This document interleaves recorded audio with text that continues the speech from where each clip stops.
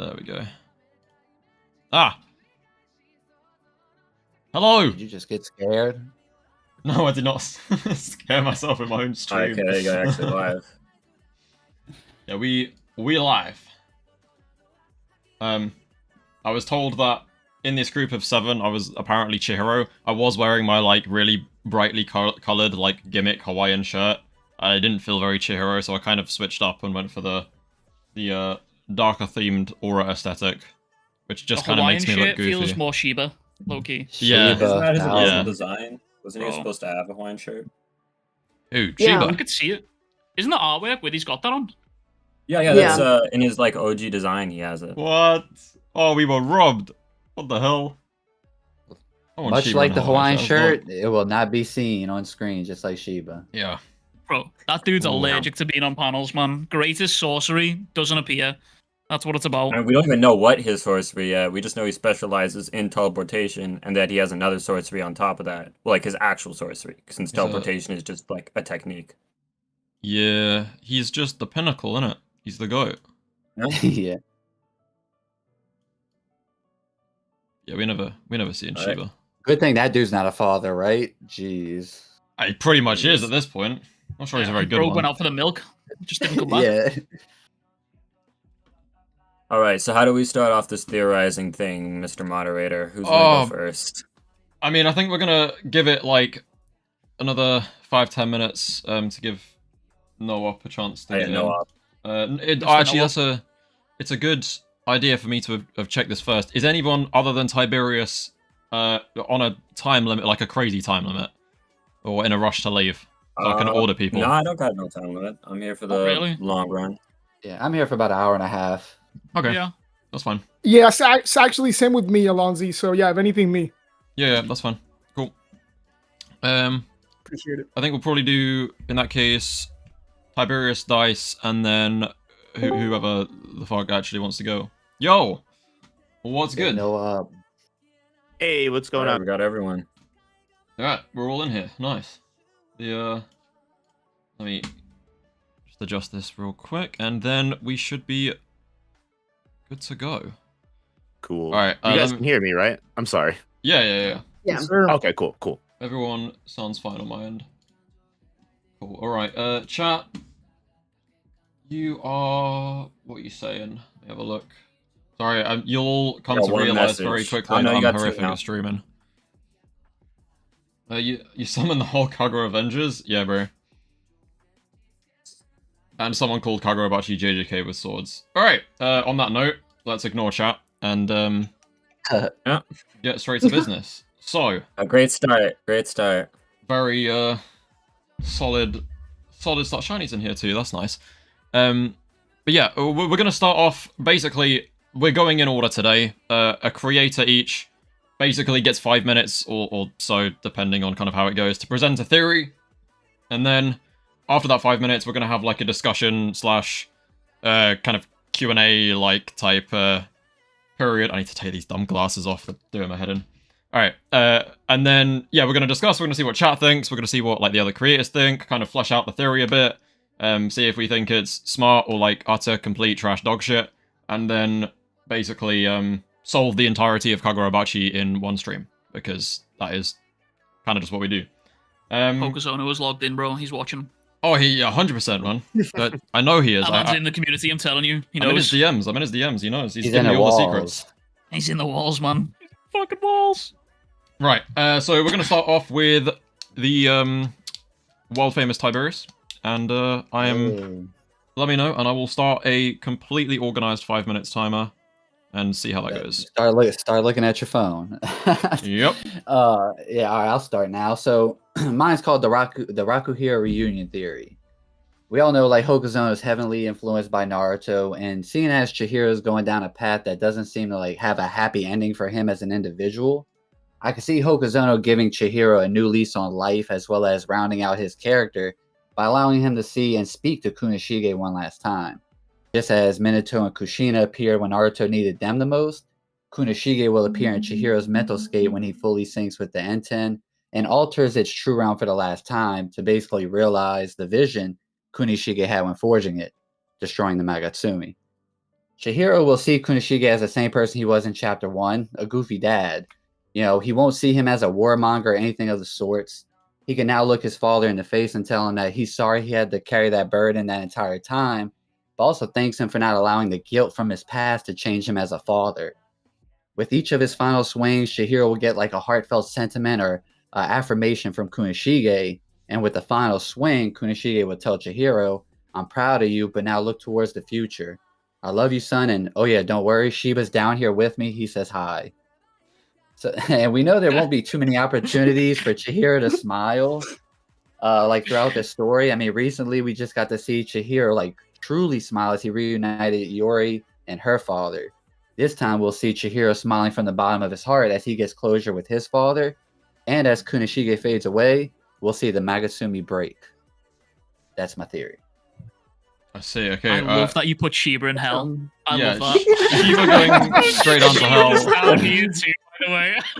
What he gets for being late all the time. Yeah. Honestly, he needs better time management. And being late to sin. It is crazy that, yeah, I mean, realistically, a lot of people probably have been hurt because Shiba's just not around. This guy's not doing anything useful. But to be fair, greatest sin is absence. I do appreciate though. In terms of being a support teleporter, he probably is actually the worst at it. He's quite literally saved no one. Yeah, at a certain point, you got to wonder how long is that charge up time on that TP. Like, brother, we see him use it like once every 30 chapters or some shit. Yeah. Koto puts up way better numbers than him. You trying to suggest my ghost He of saved fraud? Hirohiko twice. Nothing of the sort, Allons-Y. I would Can we never. chill? I would All never. right. I would never, brother. Anyway, Maybe just a finesser. screw Shiba. I was not expecting something that well written. I can't like kind of makes what I'm gonna say I look can't a really little even bit. like poke holes in that. It was so well done. Like, I love the I comparisons. did that within the Actual last YouTube hour. script. Right, I did that in the last hour with Dice on voice chat with me. right. Everyone, shut the fuck up. I have a big hammer, and I'm gonna slam it down on the table every time everyone talks too much because sorry. But I'm gonna do my best and try and manage speaking so we don't all speak over each other. Fuck, I really should have done a buzzer. Who was Use the speaking? soundboard. Mic up. Greetings. Yeah. Go on, give your thoughts. Because there's no point doing I this. was just saying that. Are you talking over me, hypocrite? I'm kidding. I was just saying, no, there's like no holes I can poke in that. It's just a very solid interpretation of what the ending of the story could be. So I don't really got, and like we do know, like if you look at the Hishaku and you compare them to like the Akatsuki, there's like at least like 5 references there. So I do think the Naruto inspiration is something you could look into to predict future events in the story. Yeah, I was gonna say I love the Minato yeah, comparison. It's dope. I feel like I've always seen more of a Bleach inspiration in this story than I have Naruto. Maybe it's because it's been so long since I read Naruto, but every time I see the swords and we're talking about the true realms, I think that that's more leaning towards like the realm of like Bonkai and stuff like that. Like there was that arc in Bleach where there was the Zanpakuto arc where all of the wielders came face to face with like the innate manifestations of their swords, and I feel like that's something that we might see with like these swords, and that's kind of why I always feel like it's always like a Bleach inspiration, and especially just like the black and white like panels. Like, do you get a lot of black and white panels where there's like the sort of like no backgrounds or like it's like whiteout sort of similar to Bleach? Reminds me a lot more of Bleach than it does. Allons-Y scares me sometimes, bro. If I had to say, it almost feels like more like the villains are more closer to Naruto's, but then like the heroes, or at least the people on considered the good side of the story, seem to have a lot of Bleach inspiration. Like the Kaminabi elites literally wear captain robes. Yeah, It's very, you can see the inspiration right there. Yeah, and the Hishaku remind me heavily of the Akatsuki. I Yura know a literally lot of has- people in my has, community have I already mean- said Yura reminds me of Pain as well. because they literally are the Akatsuki. Literally has a bro. run gun. Yeah, Like, literally But Akatsuki. I was going more the direction of like his editor, Hokuzono's editor, came out and said like Naruto is the reason why he became a manga artist. More along so that influence on Hokuzono, but like obviously with the Kushina and Minato, as well as like, I mean the Pain invasion with Hishaku teleport into the barrier in the Kaminabi headquarters. It's literally just the Pain invasion spread. Sure. True. I never thought about it that way. I definitely like what you're saying, Weeb, because like I definitely agree with you. I feel like the swords and the enchanted blades definitely have like some kind of Bleach inspiration for sure. Yeah. I've definitely felt that for quite sure, and literally you're one of is. the. I haven't heard that before, so I agree with you completely on that. I've got like this Kuro feeling like quite at some literally point they're is, gonna have like their own little personalities as well, because it's the way like some of the swords sort of form to the wielders like what's the word, wants and needs essentially. Like for example the fucking Magatsumi form to the Swordmaster's needs. And it's like I imagine like that's the sword that's quote unquote different. So like what was different about that sword in comparison to these other swords? So like I always imagine them as like these like unruly kids that just haven't been like, they haven't found like the right person to guide them down the right path. Because like even Chihiro spoke to Cloud Gouger during the Rakuhiro, do you know what I mean? It's like he was communicating with it. Yeah. It was communicating with him. So I imagine at some point down the line we might get like similar to how we had Sojo and Chihiro in that little like subspace where they were talking while they were cutting each other to pieces. I imagine that these swords all have their own like sort of innate like manifestations and personalities, and they differ depending on the user. Yeah.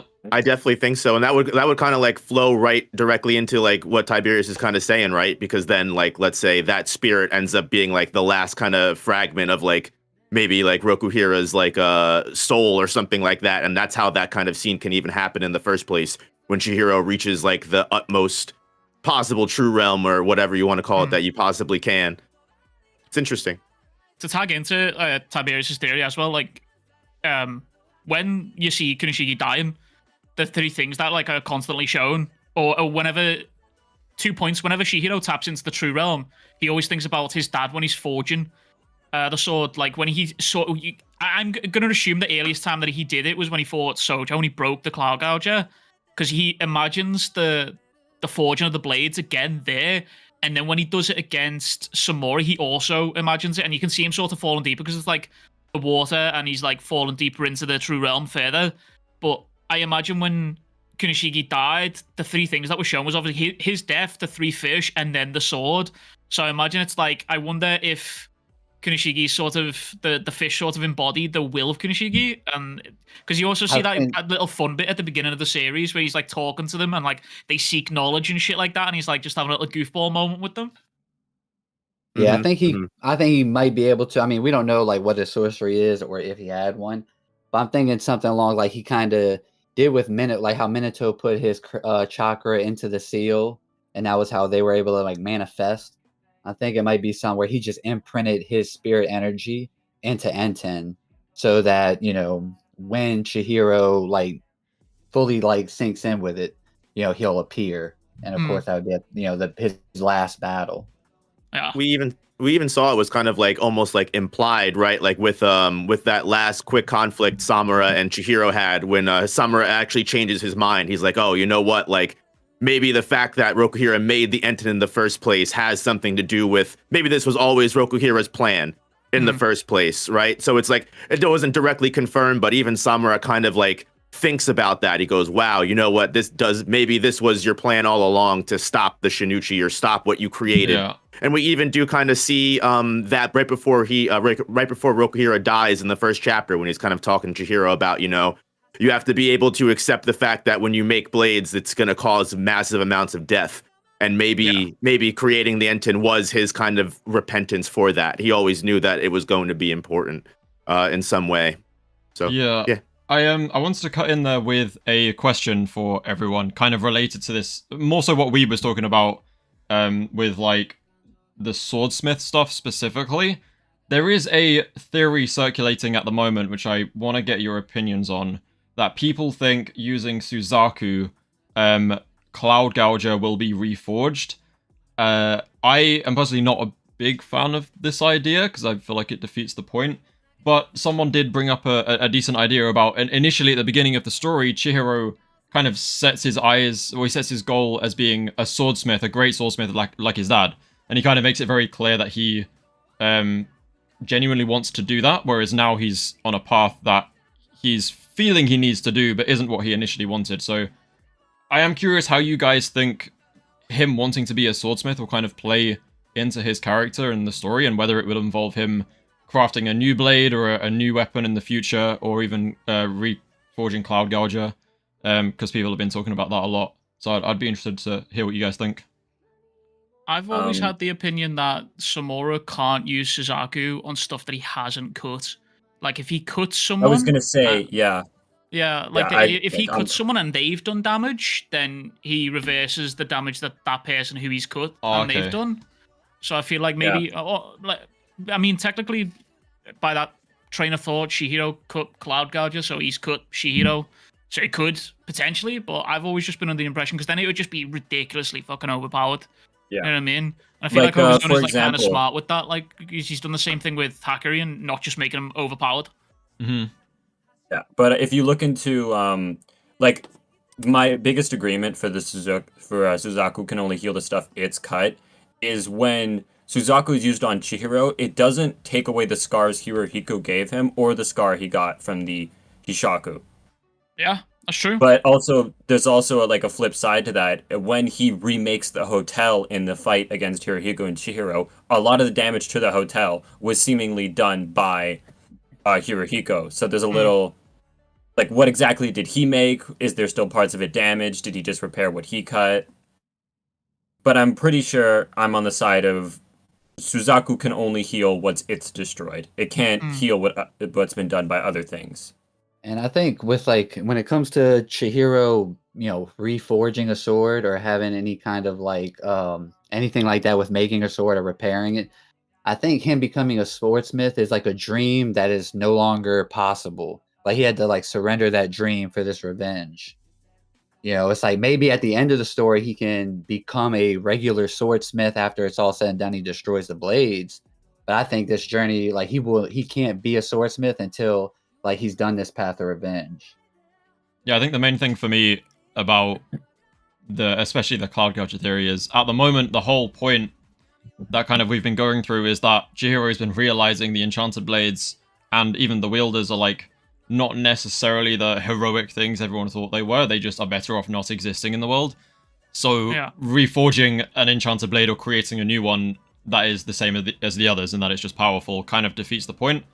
Although I do see him becoming a swordsmith and maybe giving life to a sword that only bears, I don't know how to put it, defensive or protective kind of properties rather than destructive, which I feel would maybe be actually my theory is quite literally about that. So would you want me to go up next with the theory thing? If it fits in, then yeah, go for it.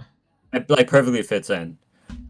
Basically, a question I've had for a long time about the series is how much of the blades is from Kunishigi and how much of the blades is from the bear. Because we know that when Kunishigi gives the blades to the bears, they're not just blank slates. They have something infused into them already. But then when they attach themselves to a wielder, they evolve to fit the wielder. When talking about Toby Mune, we know Toby Mune is a support blade. But we also learn from when Chihiro is talking about him and his father forging enten that you can forge a blade with purpose. So the understanding is probably the blade was always meant for support, but Samura's own protective nature kind of dwarfed it into fitting himself, like Suzaku and teleportation and the eyes and all that. So a big question for me is what was going on with the Shinuichi? What was it imbued with to have it have such a twisted effect on anyone who even touches it? My understanding is that we know that when 5 enchanted blades were made, the war was kept at a standstill. So the 6th was probably made with desperation. So when, let's say, the Sword Saint, who was probably a very high, someone who had very, a good morality, maybe a lot of patriotism for his country, took up the blade. And the desperation, it kind of gave a give and take, where he gained the most power out of anyone, but he also had the least humanity. So he stopped seeing the people they were fighting as people, instead just a sort of pest. So even if this pest surrenders, the pest will always be a problem in his eyes. And that's why he was the one who attacked even after there was white flags shown. Kind of my understanding of what the blades can what effects the blades have on the wielders and what the wielders have on the blades, kind of. I've always seen it as a symbiotic relationship. So there must be a base sorcery that is implanted into the blades. However way that is done is obviously yet to be revealed, but I've always imagined it could even be potentially that the sorcery. No, actually, no, that doesn't make sense. I'm not going to say that. I was going to say it could be even that the sorcery that's implanted is like a base sorcery, and then Kunishigi's like, right, this sword is now going to sort of evolve to your unique needs and wants. And obviously, because all these blades were going to war, essentially, the blades' powers have all changed. Because Samura's like the biggest example of this. Like, obviously, Suzaku was insane for being like basically a combat medic, essentially, on the field. And then after like 18 years away from the blade, he's sort of just figured out a way how to revive people remotely, like after a certain amount of time. And that suited his current goal with the Hishaku, essentially, or like his double goal with the Hishaku. So I'm wondering if it's been like the Shinuichi's been made, and it's been like, obviously it's been like basically the nuke of the blades, basically, and then its power's just been far too great. Like you said, like he's just been sort of like, okay, these guys need to go. Like maybe, I don't know, maybe it is like some sort of level of evil gone into the blade, like ill intent, because it's like I don't think it's necessarily evil. I think it's just desperation. Where we know that from when Kyora's explaining the past of the Shinuichi, he tells us that the war was at a standstill when 5 enchanted blades were made, and it ended when the 6th was created. Meaning that the 6th was only created sometime after the 5, meaning that there was a reason to make another enchanted blade. So my guess is that this blade was made purely for the desperation that they wanted to end the war as soon as possible. But when you make something that powerful, it's going to take something else. So naturally, it gave power and took humanity. I will say that I do like the idea, like you said, it could be like where the users have some kind of effect on the sword. It's possible that the sword may have some kind of effect on the user, especially when you have something that power. Because we do know in like multiple stories, like it's very obvious, like ultimate power is corrupting. Ultimate power can definitely change you as a person.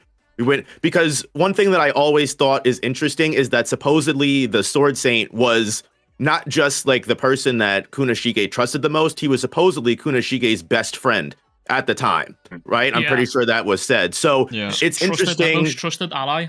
Yeah, it's interesting to me that someone we know was so, from what we saw, was so fun-loving, so goofy, and even back then when Shiba and Azami were growing up with him, he was still just a funny, crazy random guy. So it's interesting to me, like how the Sword Saint became such a, like we said, like such a quote unquote evil person where like, no, these people need to be exterminated. I don't care if they surrender. There's no way that these people can survive.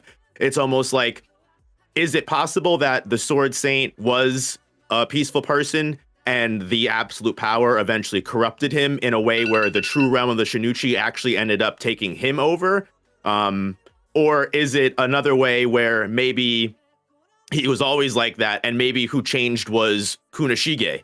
Maybe Kunishige thought the same way as the Sword Saint, and then seeing what the Sword Saint did, Kunishige was like, wow, you know what? And I was wrong. And that's when he came to the realization that he created, he was basically just a death dealer, essentially. We don't know enough about it, but it's interesting to think about and, speculate. I had a thought kind of a little early on that what if there was a recoil, a negative hit back with every usage of the enchanted blades, and because they're all tied to the Magatsumi, the negative recoil doesn't hit the other enchanted blade wielders. It goes directly to the Magatsumi wielder because it's all connected to him.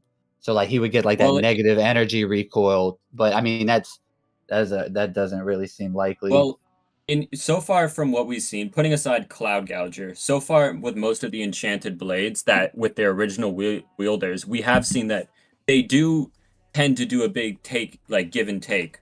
Like if you look at Chihiro, when he wields enten, that can give him the power to achieve his revenge. But in the early chapters, it quite literally destroyed his body whenever he used it.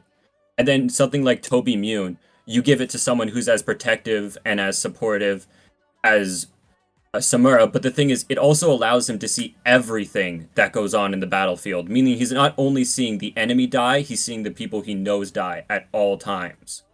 So it gives him the power to save everyone and shows him everyone he can't save. I just want to cut in there.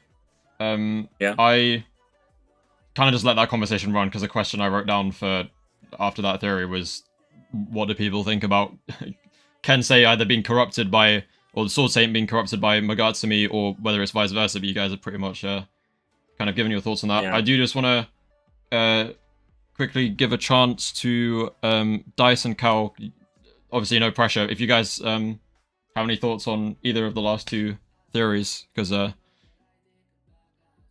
if you want to For the first one, I haven't seen Naruto or Bleach, and so when you were talking about that, I'm like, okay, well, fair enough. I haven't seen either or read either, so not really much input there. The theory is cool though, and I like that a lot. The second one, I feel like the whole, I don't know, because I guess my interpretation is most of the time it's like, well, no, that was weird wording. My interpretation of it is that the user is mostly what shapes the sword, but I feel like with the Swordmaster, there's a possibility that it was like, at some point it turned into like an equal kind of like, I don't know if it's like a fight for the power or if that's the right way to word it, but I feel like it was kind of like, it sounds stupid, but like almost like a toxic relationship kind of, where it's symbiotic. Yeah. That's right. We're trying to. It is literally described as master-slave configuration when they're like creating their contracts and stuff like that. Like describing anything as a master-slave configuration implies a level of fucked up, you know. So I mean, I agree with that. Hey, going back to that Bleach statement, the king and his horse, right? Yeah, exactly. Who's the one in control? Who's the one riding? Who's the one being ridden? Well, that's the thing. I wanted to also suggest the possibility, because I know we know that the last sword, the Shinuichi, was introduced into the war last, but the way that some people talk about it, I don't think it's ever been stated that it was actually like made a considerable amount of time after. So I want to know what you think about the possibility that it was made alongside the others, but Kunishige knew full well the dangers of this blade, and it was allowed into the war as a desperate measure, as opposed to being created as a desperate measure. That's what I think. We've only ever gotten two statements about the time period before the Shinuichi wielder was chosen. The first was from Kiora, and the second was from, is his name Matsuki? The brother of Mikasa? Natsuki. Mikasa. Yeah. Mikatsuki, yeah. We've only ever gotten two, and Mikatsuki's statement, he says that when the last bearer was being chosen, besides the Shinuichi, and due to how that's stated, that feels like he's saying that, like, at this time period, they thought that there was no other enchanted blades being made. That it was those four, and now the Kamayuri was being chosen, and that's it. And then Kiora says that 5 enchanted blades brought the war to a standstill, and then the 6th ended it.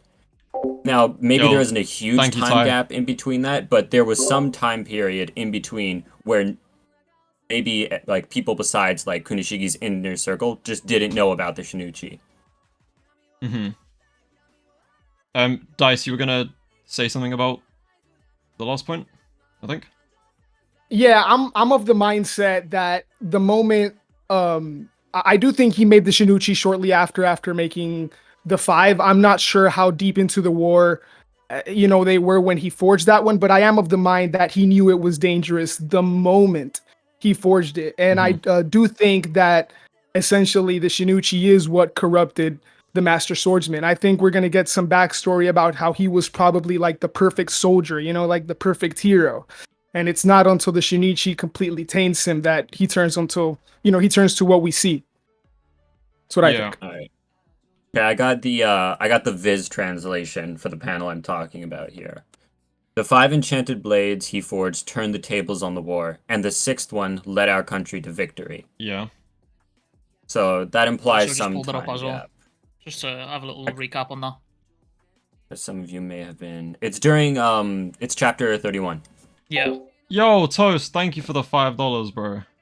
I think he was strong-armed into throwing it out there by the Kamunabi. Oh, what a nice message, I think he knew it was dangerous. He didn't want to put it out there. It was kind of strong-armed by the Kamunabi, and essentially he did the best he could, which was, hand it over to the person he trusted the most.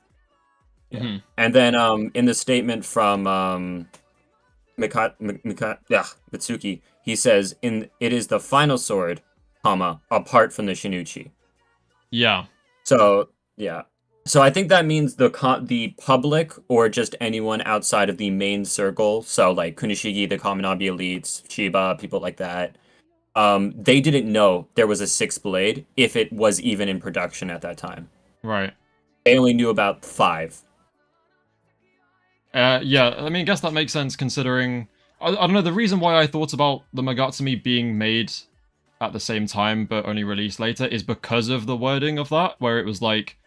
I think, yeah, what you just said about when Natsuki was like, it was the last blade except the Shinuichi, made me think, like, why, like, at this point, if the Shinuichi hasn't been made, why are we bringing it up? But at the same time, if... I mean, why would Makatsuki be mad then if there was one other enchanted blade without a wielder? It means he could just keep training, then he could get that one. That's what I'm saying, is that kind of made me kind of flip back a bit. So yeah, I guess most likely it was made after, and I agree it was probably out of desperate measures, but I do feel like when it comes to corrupting, I think it's one of those situations where it's kind of like what Palpatine was doing to Anakin in a way. I feel like Kensei or the Sword Saint was already getting these thoughts himself. Said that in my chat as well, by the way. Someone just said that. There's no way. Actually, in my chat. Dead ass. That's Someone crazy. Just said, I agree. I get the feeling the Magatsumi corrupted him, similar to the dark side with Anakin. That's exactly what I'm saying. Is like it's just the same thing. A little. You just needed a little push. I feel like they were egging each other on in a way, which is again like kind of what Carl was saying about that toxic relationship as well. Like it's I feel like it's him being in some kind of dilemma, or there's the context of the war or whatever's behind like his backstory. I feel like will give us a lot more insight into why he was heading that way. But I think being given the Shinuichi and that much power, and also the kind of, I feel like the Shinuichi has its own issues as well. They definitely made each other what they are. So all I'm hearing here is that I need a scene of the Swordmaster thinking about the malediction, and then the Shinuichi grows a little tiny mouth and says, "Do it." That's all I need. Yeah. And then the series peaks. Whitney and Bobby relationship right there, bro. I'm thinking that at the end of the series, we're never gonna know how much of the malediction was the Sword Saint's choice and how much of it was the Shinuichi's choice. It's gonna be kind of left to our interpretation, where it's like, how much of this was a desperate action done by the Sword Saint, and how much was the Shinuichi's influence telling him to do it? I kind of hope, like, when Kunishigi gave Uraha the blade, or told him, you're fit for this blade, and chose him, he then turned around and looked at Natsuki and said, "Bro, you're not built like that. You're not getting the last one either." You're not him, my guy. Yeah, I'm letting you know right now. It's I haven't chosen him yet, but it's not you. So, I actually have a theory about the Swordmaster, because it's kind of on topic here about what we're talking about. The theory that I've got is how the Swordmaster came to be and where he came from. My theory is that he actually came from the island of Shikaku. Yes. I am a firm believer of this, and I don't know why he came from that island. I don't know if he was one of the first invaders or a turncoat, or if he was kicked off the island and then people were sent to retrieve him, and that's what started the war. Maybe he's like a fugitive, an asylum seeker, something. I don't fucking know. But I have a feeling that there was some reason that he was on the island and he was kicked off the island. He ended up finding Kunishigi. Kunishigi sheltered him, and then he was like, "Okay, listen, this is your chance. This is your chance to go and basically get your get back, basically." And he armed him with the Magatsumi to do it. And then as he's gone back to the island, he's just said, "Fuck it, these guys ruined my life. I'm gonna turn their world upside down." I went crazy with it. That's my theory, that he's come from that island. I want to build off that real quick, because I pretty much go on a rant about this every single chapter. Like, no matter what happens, I'll sit on stream and just kind of go off on one. I agree completely, but there's this... I'm trying to desperately find the page right now so I can know what I'm talking about. But in the... I think you're talking about the royal family, right? Yeah. I'm honestly stand opposite to you of this. I'm a firm believer that the Sword Saint is not from the islands. No, bro. I feel like the detail about the royal family was deposed and blah blah blah, and the treaty came through. I feel like it was it was an odd detail to throw in at that point in the story where we didn't even know they had a royal family.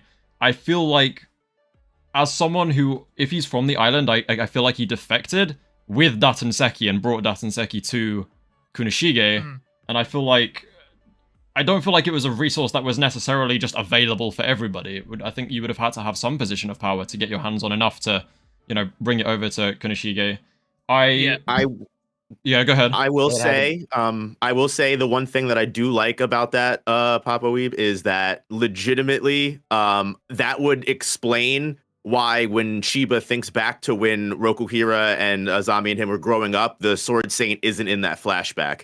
For someone that's trusted ally, it's made almost like it's kind of like implied that even though he was his most trusted ally, he's not someone that grew up with them.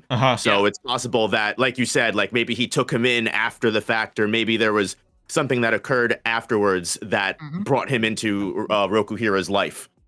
And one of the easiest ways you can gain trust is bringing someone a gift.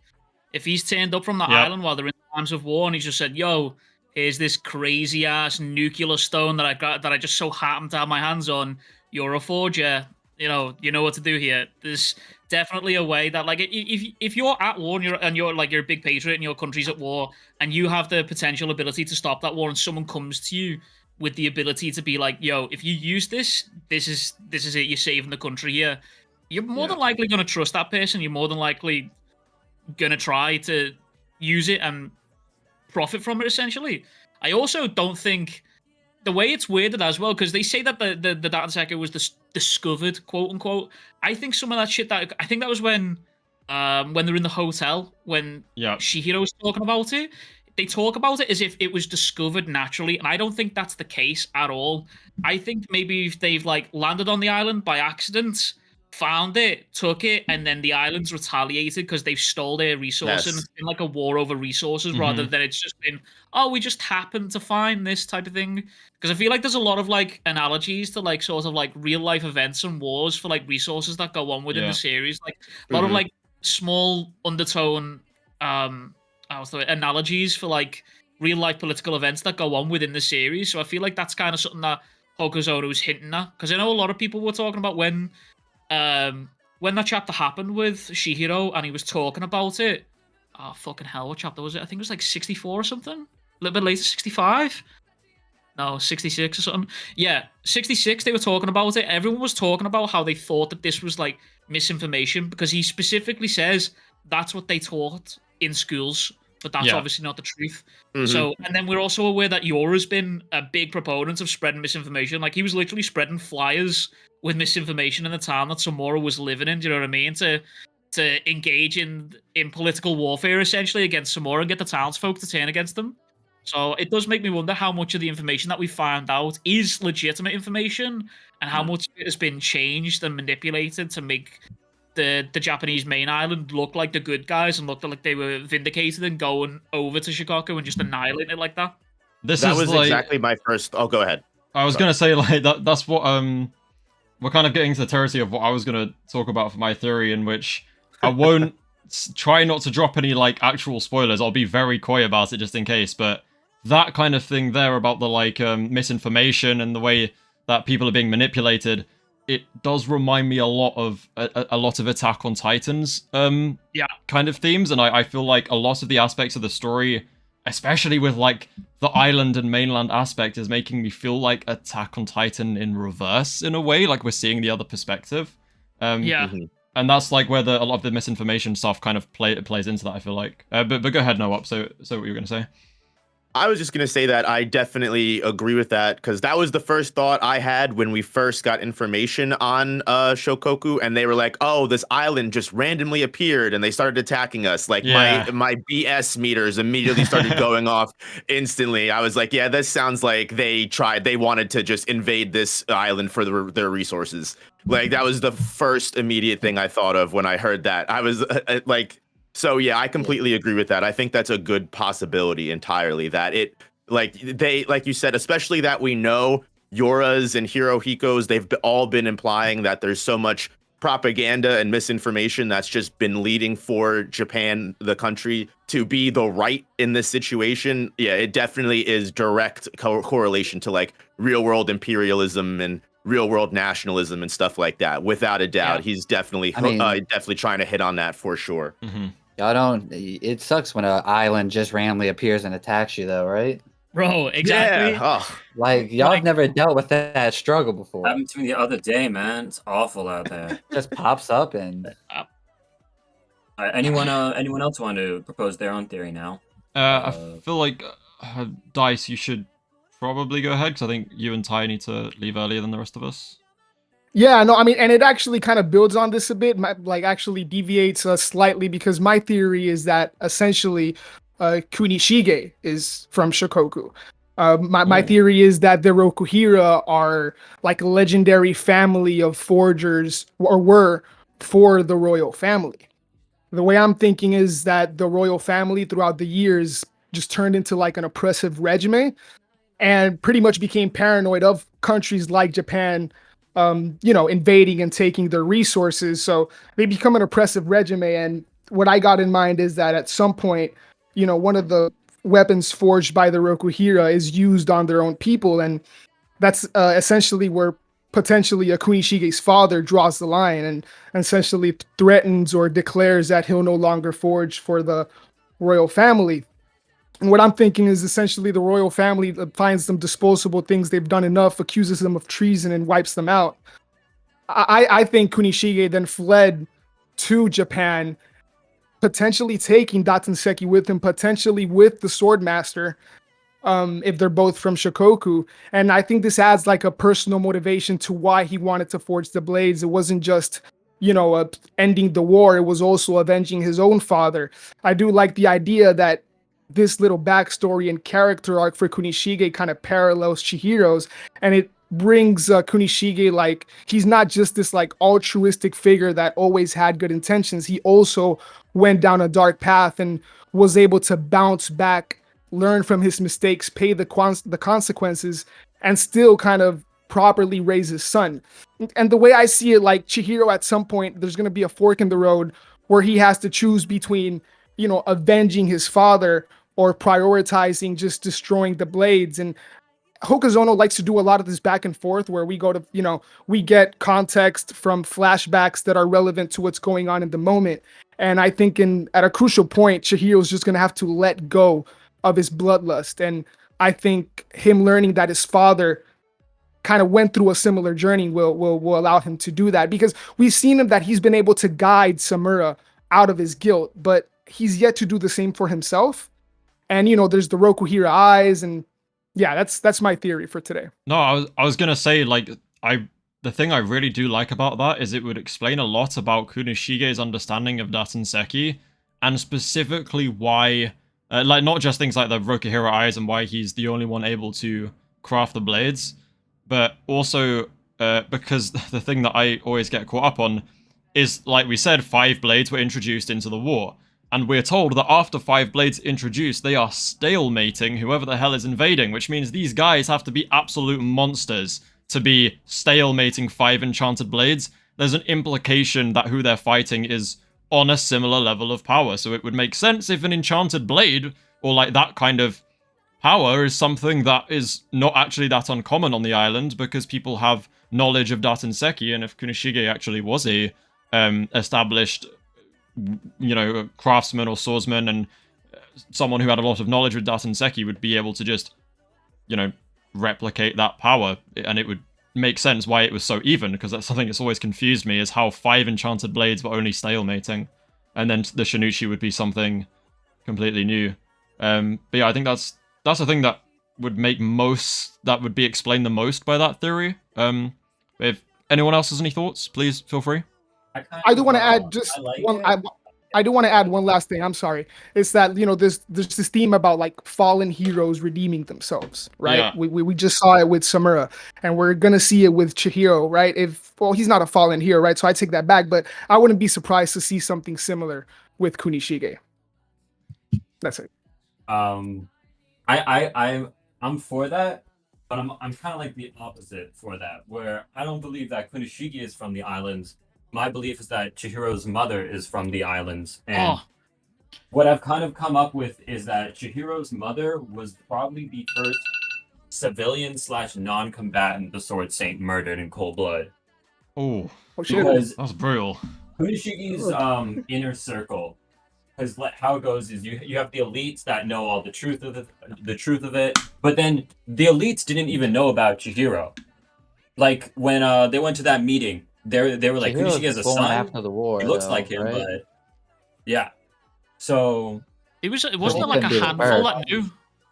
Because obviously Shiba knew, but then Shiba was still part of the Kaminabi at that point, was he not? Or he Shiba, not long Azami, left? It's literally just Shiba, Azami, Shiba and the Sword Azami. Saint would probably be the Is only it? people who would. Yeah, because remember, Chihiro has that after the Rakuzaichi, he goes to the council, and none of them know. Yeah. Like they question whether he's even the son. If someone on that council, and Azami was like the reason he's not saying it is because he doesn't want to rat himself out that he's leaking information. So if even one of them knew, then they just go, oh yeah, he is. I know that. There's also still that little mystery blood test as well. I was Still gonna hasn't say come that's back. why I think it's the mother, because of that blood test, that detailed. It got brought up twice. You don't bring up something twice if you don't plan to do it. Especially not if you're That's like- Hokuzono as well. Like those little details matter.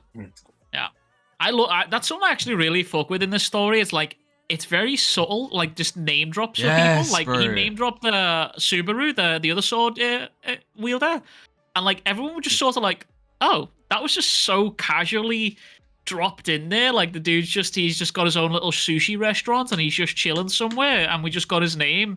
No like proper like formal introduction until like obviously way down the line here that he's gonna do, I imagine.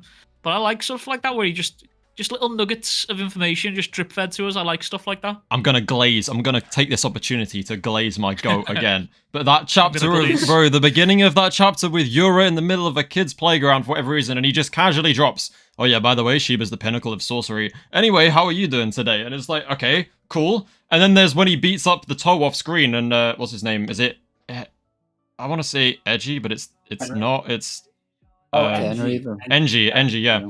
He's like, oh, that guy's he's no mere teleporter, but it's like a little tiny bubble like off screen, like in the corner of a page, and people kind of just gloss over it. They're like, oh, all he's got is teleportation. But it's little things like that that are just, why are we saying things like that now? We haven't seen Shiba in almost a year at this point. Do you know what I mean? Like, but Hokuzono just loves to drip feed those little teasers. Sorry, I just got to BRB 1 second. Sorry. No stress. Oh, I think my favorite example of him just randomly like subtly dropping things is when Chihiro's like interrogating Hirohiko, and Hirohiko says something along the lines of like something about like his opinions on the sword bearers and like how he wants to kill them all, and he's like, yeah, Samura said that, blah, blah, and they just brush right past it, and it's like, and no one even like, at least from what I've seen, no one even like pointed it out because it was so like casual. Huh, that's weird. Anyways, continue. Like I've read the whole page, like that whole reveal. I read it all, and then I turned the page, and I was like something about that just didn't sit right with me, so I had to turn it over again and like, wait, what did I just read? The fuck? Literally. Bro told us and I then really showed like how us. he also does that to build up like kind of like character dynamics. Like in Kuguri's introduction, he talks about how Sojo and him, about Sojo's relation with the Cloud Gouger, and how he's doing what Sojo did when he first got the blade. So I feel like maybe later on, if we ever learn more about Kuguri's backstory, or just Hishaku members in general, there'll probably be more Sojo. I know lots of people want more Sojo. I know a guy who dropped I the think series off. Hishaku is Chihiro's mom, honestly. Okay, bro. Again. Wouldn't that be insane? Hokuzono is actually like Gege or Isayama in disguise, just writing a sequel to their story. Imagine. That's the deep end of the iceberg there. Yeah, that's kind of crazy. I think we'll wait. So we've done. Mike Up's done his theory. Tiberius has done a theory. Dice has done a theory. I say I'm gonna give Weeb a second to get back before we move on to the next one by trying to desperately summon up a question. And because I don't have one on my mind, I'm gonna ask if anyone else has a question they want to ask people. Why do you guys think Hishaku is one black eye? That bugs me every time I see him. No, you're not allowed to ask that question because that's my theory. I knew it. Damn it! I knew someone was gonna talk about Any it. other question? Any other question? I think that fish are stuff, bro. Don't trust the fish. Okay, well, I guess we can talk about like a minor details. Like, why does Ikoto have Kugara's mask floating around him? Yeah, that is a good question. We saw that.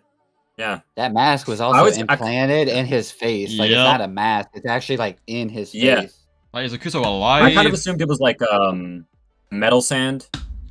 Like Yeah. like that's something from like Naruto. One guy has like a jutsu that lets him control metal sand. So I was like, No. okay, that could be a cool thing. Watch how Using the some reason guard it's there shit. though is just because he was like Ikuto's best mate, right?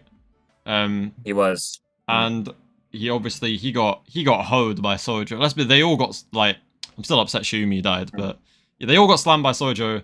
I feel like we might be Nakagane. overthinking it. It could just be Ikuto like remembering his friend and being mad because he looks hella angry in the panel as well, and the way they're kind of Yeah, he dark got a aura. beard and Eye. eyeshadow now. Yeah, like he could just be a a setup for he's going to be an important character because he now has a motive, a bit like Mago Kazane, you know. So I wouldn't be surprised if it is literally just a visualization of his motivation rather than we've summoned the face of Kugura back from the dead, which I think would be odd but interesting if Hokuzono managed to pull it off.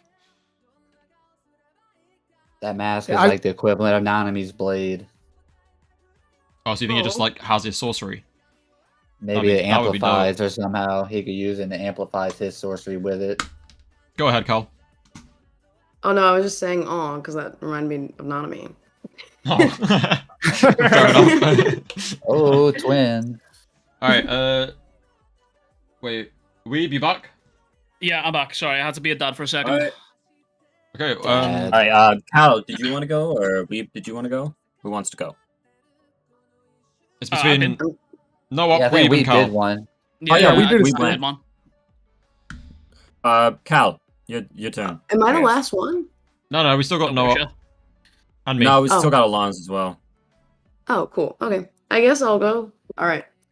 So I'm surprised no one like stole this yet because I'm so not a theory person in the slightest. So I want to preface with that. So I have a very basic one today. Fair. Also, if my voice sounds weird at any point, I'm sick right now. So Oh. that's why. The theory I bring today is that I think gosh, I can't even say his freaking name. Ichiki. I can't say his Yes. name either, don't worry. Ichiki. I think that he's the traitor. Oh. I come providing evidence. Real. So- Okay. Oh, Allons, we were talking about this like Oh, a week ago, yeah. man. Oh yeah, I'm Yeah. ready for Oh, it. gosh. Go on. Don't Okay. trust Yoda. Don't Okay. trust Yoda. So in chapter 46, he is one of the four in the like commonly referenced panel of like the possible traitors. We assume that the four that it's showing are the several people who knew the location of Kunishigi. The other ones are Azami and Kudo, but I think that at this point we can safely roll them out of this conversation, especially Azami. I feel like has clearly proved his innocence at this point. Yeah. And then the other guy is the guy with the eye patch who I don't think we know the name of, and he hasn't really done much. I'm pretty sure. I could be wrong about it. But I'm second guessing, but I think that he hasn't done like anything really. So with the Kaminabi invasion going on, I feel like this would be the right time to make the traitor reveal. And out of the two remaining options, the only one with like a reasonable buildup is Ichiki. I think the other one would be an ass pull, unless like Hokuzono cooks something crazy, which would not surprise me because he always cooks. But I still think that Ichiki, I cannot say his name. Ichigi. You're cooking. You're cooking. I just think that is a little more likely because we know nothing about the other guy. In chapter 72, oh my god. Ichiki. Just call him motherfucking Call him Yoda. Yoda. Call him Yoda. Just call him motherfucking Yoda. Gremlin, I call him Gremlin too. Okay. we'll call Yeah, him that Yoda. works. Yoda is the one that tells. That just sounds stupid. Ichiki is the one to tell Samura that it is possible that another malediction can happen, but like if they kill the Swordmaster, like they can stop it technically, but like we can't do that, obviously, right? Because of the contracts. I think there's two options here. I think that he was either setting up Samura for failure by planting ideas in his head of stopping the Swordmaster, especially with his closing remarks of "you're a hero" and like stuff like that, because he must know that Samura sure does not feel like a hero after the whole malediction thing went down. All of the sword bearers feel like shit. So I just think it's kind of a slap in the face. And also, if Ichigi was working with the Hishaku at this point, that could be him planting seeds for a powerful ally in Samura because he does end up working with them. Or there's a second option there that he was steering Samura away from the idea of killing the Swordmaster because Ichigi would need the Swordmaster alive for him and the Hishaku's plan if he was the traitor. And then my last thing is in chapter 78. Ichigi has this whole monologue, and I wrote it down. He says, "The Hishaku, I thought they were going to use Samura to hunt down the contracted sword bearers first. That's why I assigned Shiba and Hiyuki to security. They can't expect to take this place down without an enchanted blade. Was their plan foiled by Samura being held back? No, it almost seems like they were planning on him disengaging Owl. What are they plotting?" And I bring this up because there's some wording in there that makes it sound like he's just confused about what's going on and that he's trying to think like the enemy. Yeah. Or you can interpret it as he is the enemy, and that's why he's so caught up on what their plan should be. That's all I've got. Yeah. He was also at the treaty signing, and he's Oh my! Don't get me started, man. I was that little motherfucker. beefing with this whole Yoda guy thing. last week. Bro, he's the one who me sent and Alon's Hiyuki and were Shiba away, by the way. The two strongest, he sent them away. He's the reason they're not on HQ right now. Sneakers on me. And he's the I Yoda think guy. I really, for me, I was a big believer in Ichiki being the traitor until I reread 78 and read that. But going in with the interpretation that it could be a monologue that can be perceived in multiple ways, it reminds me of a certain character in Full Metal Alchemist who, when they're revealed to be a traitor, we see how an action we saw before that seemed very noble was actually very selfish and disturbing. So, dialogue can be reinterpreted when there's more information revealed, and I'm kind of leaning more back to being a cheeky now. Yeah, so I do like that. That's true, and or it could be Natsuki. I doubt that a lot. think but so. I feel like the plot device of there being a traitor being called so far back, it has to be a character that we've seen a decent bit of now. Because imagine it's just one of the Kaminabi that barely talk. That would be such a letdown. See, that's the thing. The only but that's 'cause they've barely talked yet. You know what I mean? We still got a lot to go. But I feel like if we're setting up the traitor thing, Kaminabi be serving though. She just looks at the panel. She's serving. Let's not lie. I was gonna say I want to see more of her. She reminds me of Byakuya. She's the one I want to see the most of. Oh, who, the female one? Yeah, the female one. She's the one I really want to see. We don't have names for any of these characters, do we? God damn it, Hokuzono. Name your characters, please. Kamunabe. I call her Kamunabe. Right. Kamunabe. I'm telling your wife. Right.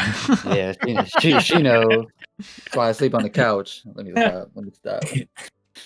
Yeah, no, so those four, there's Eye Patch Dude, Azami, Ichiki, and someone else. Who's the fourth guy who knew where Eye Patch Kunishigi Dude was? reminds me of that big guy in the Phantom Troop.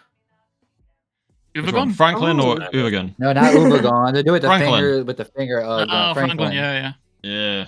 No, see, that's the only thing about Eye Patch guy, right? Is because, the four we have is Azami, Eye Patch, Ichiki, and Kudo. And Kudo's supposedly dead, even though there is a little theory that was his excuse to dip out of there because he's a traitorous little freak. Dude, there's worms eating his corpse, man. Let it go. Bro.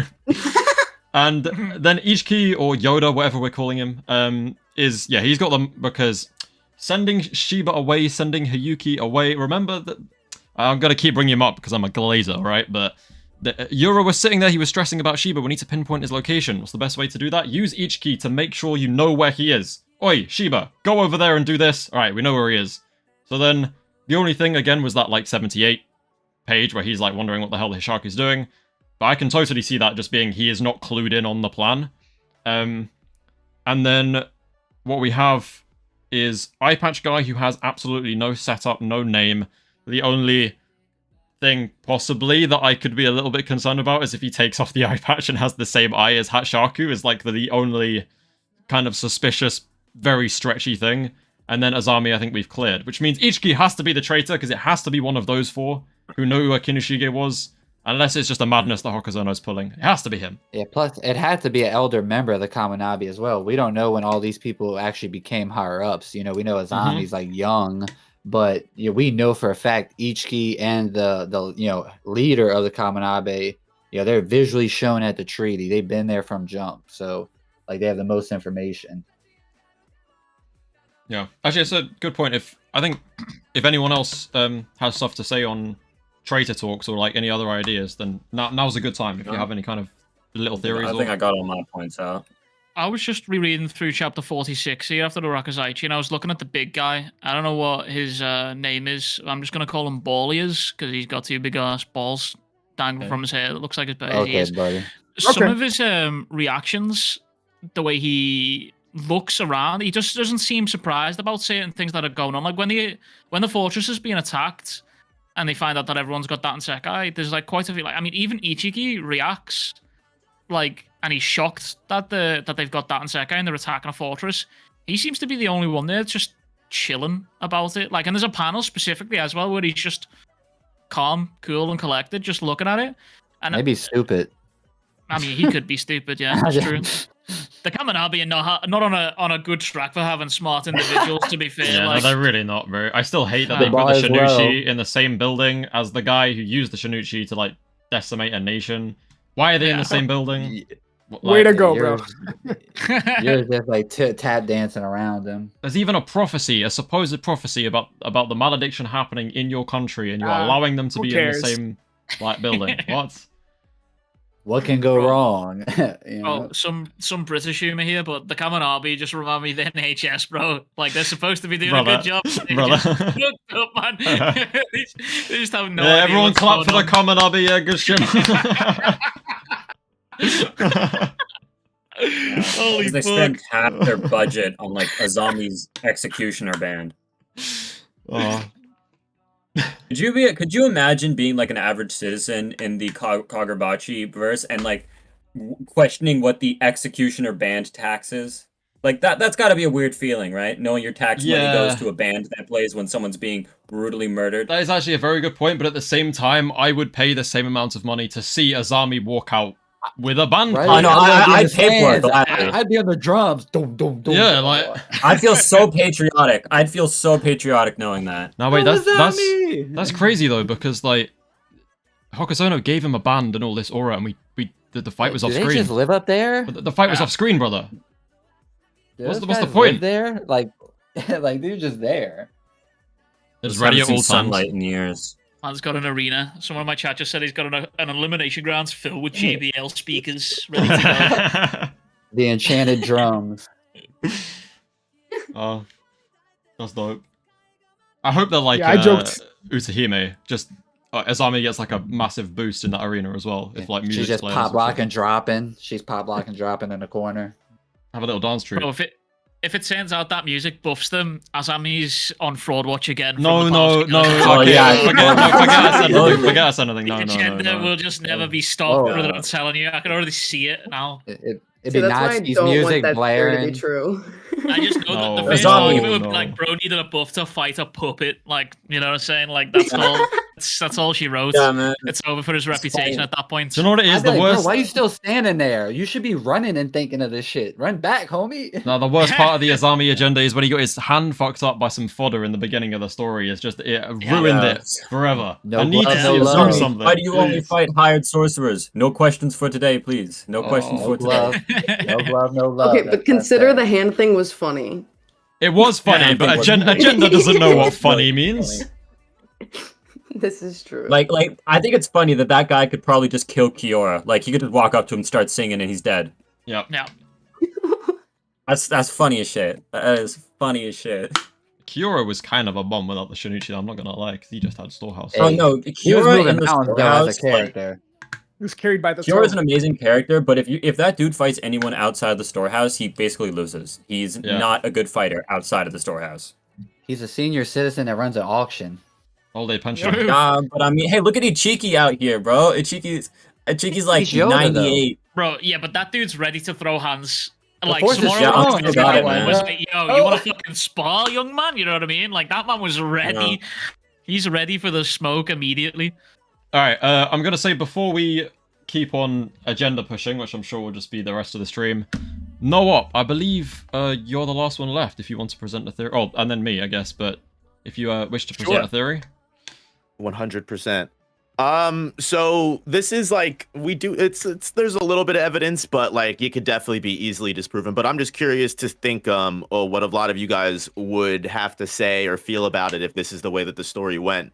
But something that I thought has always been very interesting is Thank you for another $2 that toast. first I love you. encounter between Chihiro and Yura, right? yes, all the way does. back in Rakuzachi arc. It seems to me almost that in that scene, not only was it like almost like a direct parallel to like if you've watched Naruto, not to spoil it because I know some people haven't, but almost gives me a direct parallel to like Sasuke and Itachi in part 1 when they met up, where it's almost as if like Yura was specifically kind of trying to like amp up his hatred, kind of just taunt him and test him, almost as if Yura has a plan for Chihiro in the end, like almost like Yura is aware of what the enten is possible of, and Yura is seeking to just kind of string Chihiro along, because we know this man is a 4D chess player. He obviously has so many things far advanced in the future, that it would be interesting to me, especially with how he's got so many kids under his wing, if like he's almost like building like a team that will be able to stop the Shinuichi or whatever Yura's thing is, whatever. It's not, even if it's not to stop the Shinuichi, maybe it's to help the malediction, maybe it's to help his ultimate goal. But I feel like he's like trying to create like the Enchanted Blade Avengers with all of the children that he's been like kind of quote unquote raising over time, like some from afar, some directly. But I just think Nick it's Fury, interesting. basically. Yeah, literally. The Hishaku Nick Fury. But I also think like it's interesting on top of this, just to finish off and then throw it up to the open floor. Like I think it's interesting that Yura talked to Samura so much before the actual massacre happened. I would very much be interested to see if like Yura almost had some kind of discussion and maybe even plan with Kunishigi. Like maybe Kunishigi dying, he knew he was going to die and he knew this was going to happen to set things in motion. That sounds crazy, but I just think like if he's constantly showing up and meeting with Samura, why wouldn't he also show up and say, hey, Kunishigi, why don't we do this together or something like that? I'm just curious what you guys would think about, like, if not just Chihiro being like groomed specifically for like an end goal, but like if Yura has been also like, this is also part of what Kunishigi always wanted, because Kunishigi knew this would be the only way for the Shinuichi to be destroyed and the only way that Chihiro could go down this path. I don't know, but I'm just curious what you guys might think about that. You're definitely right, because what the thing he says, which gets on everyone's nerves, is he just goes, "Oh, Chihiro, you're too green," and then again Hirohiko says, "Too green," which means he's got plans for him. Like it's blatant. He wants something with Chihiro. It's definitely a very valid take. I got a slight theory to piggyback off that what Noah was saying. So I do agree that he's definitely got some sort of end goal for Chihiro, but I actually talked about this in a video recently about how I think it's a misdirect. I think Yura's true end goal isn't for the Shinuichi, it's actually for the enten. And the reason I think that is because the enten has obviously been created now. It's not been outright confirmed, but it's pretty like obvious to everyone's face that the true realm of the enten is to break the former enchanted blades, the main ones, right? And what would Yura's purpose, what would his goal gain by having a blade that could be broken by something else, right? Wouldn't it be more advantageous for him to get all the other blades under his control and then wield the enten? Because as far as we're aware, you can use the enten. Like, Chihiro seems to have been able to use the enten and the Cloud Gouger. He was under contract to both of them at the same time. That could just be specific to Chihiro, but it could be that Yura's trying to push Chihiro to evolve the enten further, see how far it can go, and see if it competes to the Shinuichi, and then take the enten away from him. And that's what he meant by it's too far. You're too green to harvest. Because I've got a theory that this dude can see the fucking future, like literally see the future, like or like see possibilities of the future, because he seems to be just so far advanced in the plans, like Eisen level planning, that like nothing seems to surprise him. But also at the same time, there's a sort of gambling aspect here, because he keeps talking about how he's risking his life, but he's also confident about what he's doing, regardless of the risk anyway. You know what I mean? So that's like it's not like cemented in my head, but it's just something that come across my brain the other week while we were talking about the chapters. That what if he is sort of sending people to fight Chihiro to amp up the enten, you know what I mean? That's why he's pitted Chihiro against Samura. That's why he pitted Hirohiko with the Kamiyori against him. There's the Bleach inspiration again with Aizen. Yeah, it literally harvesting is. this dude to get him stronger again. So that's my theory on it. That works if like his end goal is to like fight, if it's like a power thing. But if his goal is to maybe get the Magatsumi to maybe revert Shikoku back to its original state or something along those lines. Yeah. I'm also I fully think there's a convinced. possibility of that. Oh no, you're good, bro. Go ahead. I'm sorry. I was just saying, like, I'm fully convinced that the Enten's true realm may potentially be like I am so honed in on the fact that Chihiro was able to just instantly, like, once he reached that like mental level, just start teleporting the same as Samura. I'm fully convinced that the Enten is like its true realm is meant to almost maybe embody almost every ability of the enchanted blades. That's why he was able to break Cloud Gouger. That's the point, is the Enten will be able to break the seal, break the swords, but also at the same time take in their power and absorb all of that burden, all of that guilt into itself. I think it's almost like guaranteed at this point that that's the main goal of the Enten. That's the main true realm. At the same time, it's going to absorb all of the enchanted blades, and it will finally be able to take on the Shinuichi and hopefully take that in as well at the end. I am 100% in agreement. I love that theory because, again, I think it's the ability which we've been using the most since the beginning of the story is Nishiki. Kuro gets used a fair bit, but for the longest time, like until his recent fight with Samura, Aka was like introduced so we knew what it did, and then erased from the story completely, pretty much, until this recent fight. It was gone for like 30 chapters, more than 30 chapters even. And we know that he can now, because he used Samura's Kuro ability and Suzaku ability, and then used Kuro after, which means the true realm of Aka could be exactly that. And like you have Kuro, which breaks things, Nishiki to buff his strength, which is the part of the true realm that will break the blades. But I do think he is taking in these abilities, these 5 abilities, which the Magatsumi also has 5 abilities, because I think we are creating the enchanted blade that can combat the Shinuichi, and that is the only way that it's going to be able to break it is with the powers of... That's why I think he will probably use a Cloud Gouger ability soon, because it could be stored in Aka still. I think Yura noticing that black lightning that Chihiro did was like a big implication of that as well. Because even Yura was like, that was like one of the only things that he found interesting. He was like, oh, black lightning. Like you merge those 2 swords abilities together. Like that was like definitely a big moment. It's also possible that he's already got an ability of the Shinuichis. Because when he started entering the True Realm against Samura and he's using Aka to copy stuff, he wasn't verbally like commanding Enten to do that like he has done in the past. He was doing that almost subconsciously. Like he sliced through one of Crow's feathers and then copied it there. And then obviously in the clash with Suzaku, he caught it there, but he didn't actually verbally say Aka. So it's potential that he's doing it subconsciously. Like when he fought with the Shinuichi, he could potentially have taken one of the abilities and he just hasn't realized it yet. He just hasn't noticed it that there is there.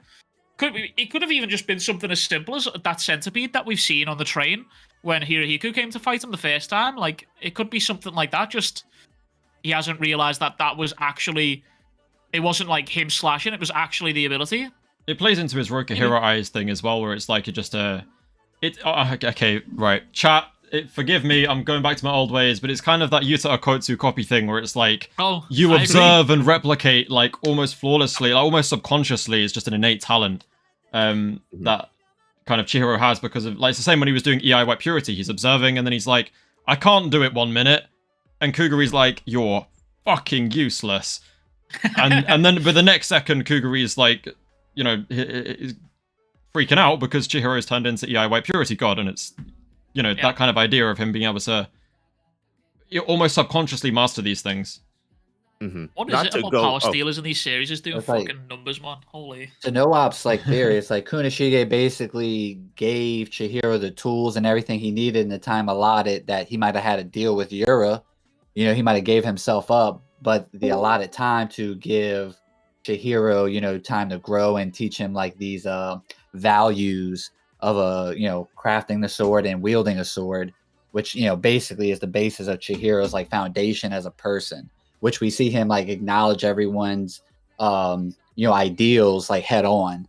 Like if it's a challenge and they're standing on 10 toes, he's gonna give it his full attention. You know what I mean? Mhm. I love that. That's such a good point. That you're like, that is a good point where he's constantly fighting ideals with these people. Like even like with that fight with Sojo, when he does, get Cloud Gouger and break Cloud Gouger, it's because he accepted Sojo's philosophy and beat him at his own game, right? Yeah. He's growing as a person through each interaction, like a true shonen battle, like developing through battle, but in a very nuanced way. Not to bring it back to the Bleach thing too, but like it's also like it goes into like what you were saying, where it's like he was able to command those abilities without even saying it out loud. Like again, like that's kind of like what ends up being the ultimate form of Zanpakuto's Toes in the end of Bleach, where like the user basically merges with their sword entirely, and they're just in a permanent state of being able to use the ability without even saying its name, or like they become genuinely one and the same. Which is like it. That's again like I love how that's also what Weeb said. Like it's like the sword aspect is 110%. You can see so many of the Bleach aspects, but like also on all the other things, you can see so many of the Naruto aspects. It's like you can see directly like what flows into what. Yeah, I really like Samura being, if I only had Tobimune, at the end of the Rakuzaichi. I mean, at the end of the sword bear at the temple. He's like, if only I had Tobimune in his hand. Like it's just that's his instinct, like he could rely on that and turn everything upside down. I don't know if anyone's a Kingdom Hearts fan, but that's a big Zigbar thing. If only I had a Keyblade, things would be different. Fucking grew up on that shit, man. Holy. Someone in my chats just said Enten is the real Shinuichi, considering Shinuichi is a title after all. Enten is Kunishigi's masterpiece, not the Magatsumi. I actually really fuck with that. Chihiro is Kunishigi's masterpiece. Yeah. I could see it. That's I mean, if you were to ask like Kunishige that question, what's your masterpiece? There's no way he says anything other than Chihiro. That's like I said, surely. And Azami's enchanted drums, my best. Oh yeah, for sure. I just quickly 1 second before, because I'm gonna lose it otherwise. I have managed to drag Quirkless Shinobi out of retirement, ladies and gentlemen. Oh my god. Look at this guy, caught up on Kagurabachi, back in the game. I am caught up. I am caught up. Let's go. That's AI. He's AI. I don't know. Is that the Quirkless right here? In my eardrums right now? Holy you were talking to me like yesterday. You know it is. Don't recall. That wasn't me. Bro, we talk like every day at this Voice point. is music to my ears, bro. Music to my ears. That's true. No, it's been a long time. Oh, love you. Drop a theory, Quirkless. Yeah, Quirkless. What are your thoughts? I realized you literally just read the last few chapters, like now. So what are my thoughts on like what specifically is the overall story? Whatever you want, any input you have about Kagurabachi, any theory, anything you like in particular. I think Kagurabachi is the best shonen right now after JJK ended. Yes. Based as fuck. Yeah. Based I as can't fuck. think of a Man. better one. Maybe like Dandadan. I haven't really read that. Nah. Dandadan's doing good as well, to be fair. Yeah. I was Dandadan listening is in that- on the is that conversation, so I do agree that like there are a lot of Bleach aspects of the swords in this series. I am kind of curious to see if like the true form of your sword changes depending on the user. Like if you reach like the absolute pinnacle of your sword, if Like it's actually the, reflective of like you as a person, more so than the actual sword itself. Yeah, I suspect it probably. Like how would Yura might be. use Tobimune if Yuri had Tobimune now, considering what Samura did with it to her, like how would that like change look? Yeah, it makes me think like what was Uraha's Kumayuri like compared to Hirohiko, you know? Obviously Hirohiko's quite new with it, but I suspect Uraha had like pretty damn good control over that shit. So I'd be very interested to see in a flashback what the you also see how quick Hirohiko and Sojo like adapt to their blades and how their blades adapt to them. Like Hirohiko reached his like the beginning of his true realm in like the first 10-20 minutes of him even using the blade. So Facts. yeah, Hirohiko's kind of an interesting one actually. It's a character that a lot of people try and get me to talk about in videos and stuff because he seems to be some kind of prodigy, but at the same time he only takes L's. So I'm very curious to see where Hirohiko's character goes, bro. I'm telling you, he's broken chill. down. Like Yura with the butterfly, with the like seeing how that, if that butterfly pops back up for the Swordmaster, exactly like that. Yeah. Oh, okay. Dude, I love Hirohiko. I love Hirohiko so much. Dice over there. I'm not saying I the goat. dislike him, but I think he chats my a gosh, lot of I will shit for fight. someone who can't deliver. All he does is talk shit, and he just keeps losing. Watch that Listen, third I'll take ability the already be 100 years of activated. swordsmanship. I'll take that. I'll take that as a W for me. Like on his first try using the Yep. sword, I'll take that. Hey, I'll take the Icarus small really the Ws. MVP though of the whole arc. We know Fuck out of here. that. The cosplayer, the Chihiro cosplayer. I forgot that guy's still here. You know, it's funny. Like the Masumi, like they kind of be on Fraud Watch a little bit too. No, Like, don't get me no, started. no, Yeah. no, But look, no, they're no, hyping no, Ikura no, up as the no, MVP, no, bro. no, Look, no, Chihiro no. and Samura don't even acknowledge Ikura. Like they don't even like look at that dude. Is Masumi just hyping him up as MVP, and Chihiro and Samura like, all right, well, we talking about real shit here. Let them fuck around over there. Big boys over Listen. here, yeah. If you ever get described as elite in this series, you're cooked. That's about it. Yeah, That's the all toe, true. the toe were described as elite sorcerers, by the way. That lot, the Sazanami gang that just got off-screened by Shiba. Okay, True. That's I I mean, just there really were slow, things man. in getting off screen by Shiva. very true, very true. I gotta go. I've been summoned for dad duties. I've been requested. My presence has been requested, so I've got to No stress. bounce. Yeah, So- I got man. a kid's birthday party to bring my daughter to as well in a couple minutes. Holy Alright, no worries, no exciting worries. times. Right, it's been a pleasure speaking to you all. Take care. You too, man. Take it Thanks easy, for man. coming on. Be safe. Have fun. Peace, man. Later, brother. Peace, bro. All right.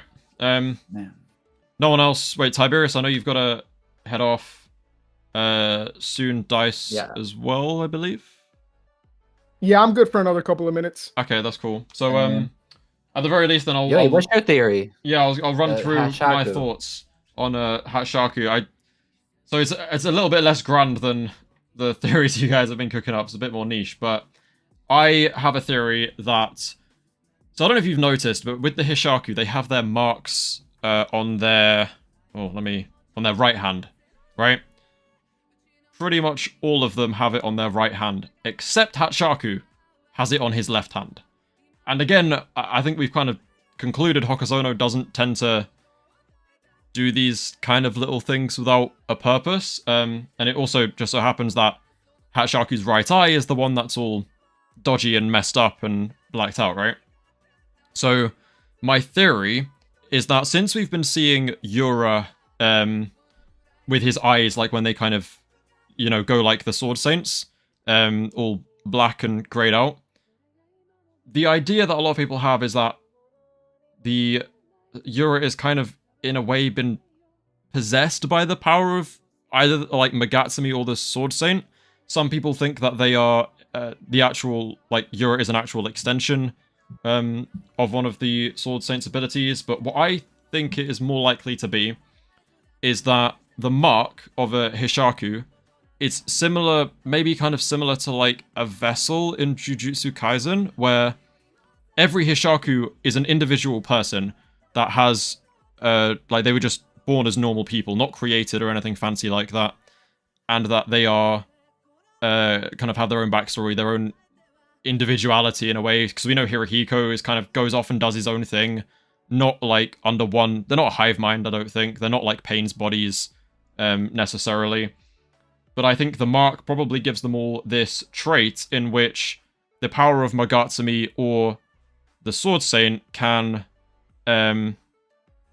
inherit or like take over, or even if it's just gifting part of their Compel. power to well, possibly, yeah, like there's lots of ways it can go, in that either you can do full takeover and they are all like vessels for the power, or it's literally just almost like a buff in a way, right?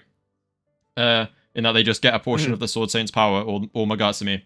And They can all share it. yeah, it would explain a lot about how people keep getting information, possibly, because the Sword Saint seems to be knowing that the Hishaku are coming down right now because he's stood up, right? And according to these Kamanabi guys, who, to be fair, are frauds, say that that should be impossible. Like, how is he sensing this? There's no way. Unless it's planned or they have some way of communicating. And what I suspect is because of the weird relationship between Hishaku and Yura, where there's like a right-hand man kind of thing, I think Hishaku was probably the first attempt at creating this sort of vessel or body in a way to continue like the Sword Saint's will or whatever. And I think it got messed up, and I think his right eye is the result of that damage, it not going right. And I think Yura is the perfected product. I think he's the final product of being able to master this ability. And bear in mind, Mogatsumi has an ability we haven't seen, which could very well be this, or it could be an extension. I don't know. But I think Hishaku, because he is kind of like the right-hand man who stands at the top, who seems to be clued in with everything, but doesn't have the authority of Yura, I think he was probably the first attempt. It went wrong. That's why it's on his left hand, because Yura was the final product. And then after the ability was perfected, we had to use the other side of Hishaku, the undamaged side, on his left, I believe. And everyone else, that would be why they retain their individuality. It would be why they have the mark in the first place. And it kind of is a way of binding them and potentially being vessels. I haven't quite fleshed out exactly what that would entail, whether it's like you are literally taken over, like fully taken over, or if it is just splitting your power between them. That kind of thing, I'm not really sure yet. But I suspect Hishaku was probably a failed attempt initially, and Yura is the final product, because Yura just looks like the Sword Saint. They sit in the same... They have that panel... I don't know if you've probably seen the panel side by side. They sit in exactly the same pose. They have the same shaped eyes. The only two in the series with those eyes. And Yura's eyes keep blacking out when he does his weird, locking in thing. And that is my main theory. I like I it. think Hishaku can actually might like sneak Yura if like there's he has like another agenda down the line than Yura. Like. Or you think he's gonna backstab him? I think there's a possibility that I at least have a theory that that's possible. It's not what I want. I could see them getting, because he's the only one unaccounted for through all of this, right? They're all like putting their lives on the line. Like literally, Uruha is like ready to clap people, and Uruha is like dominant even without an enchanted blade. Yeah, Yura's front lines right now.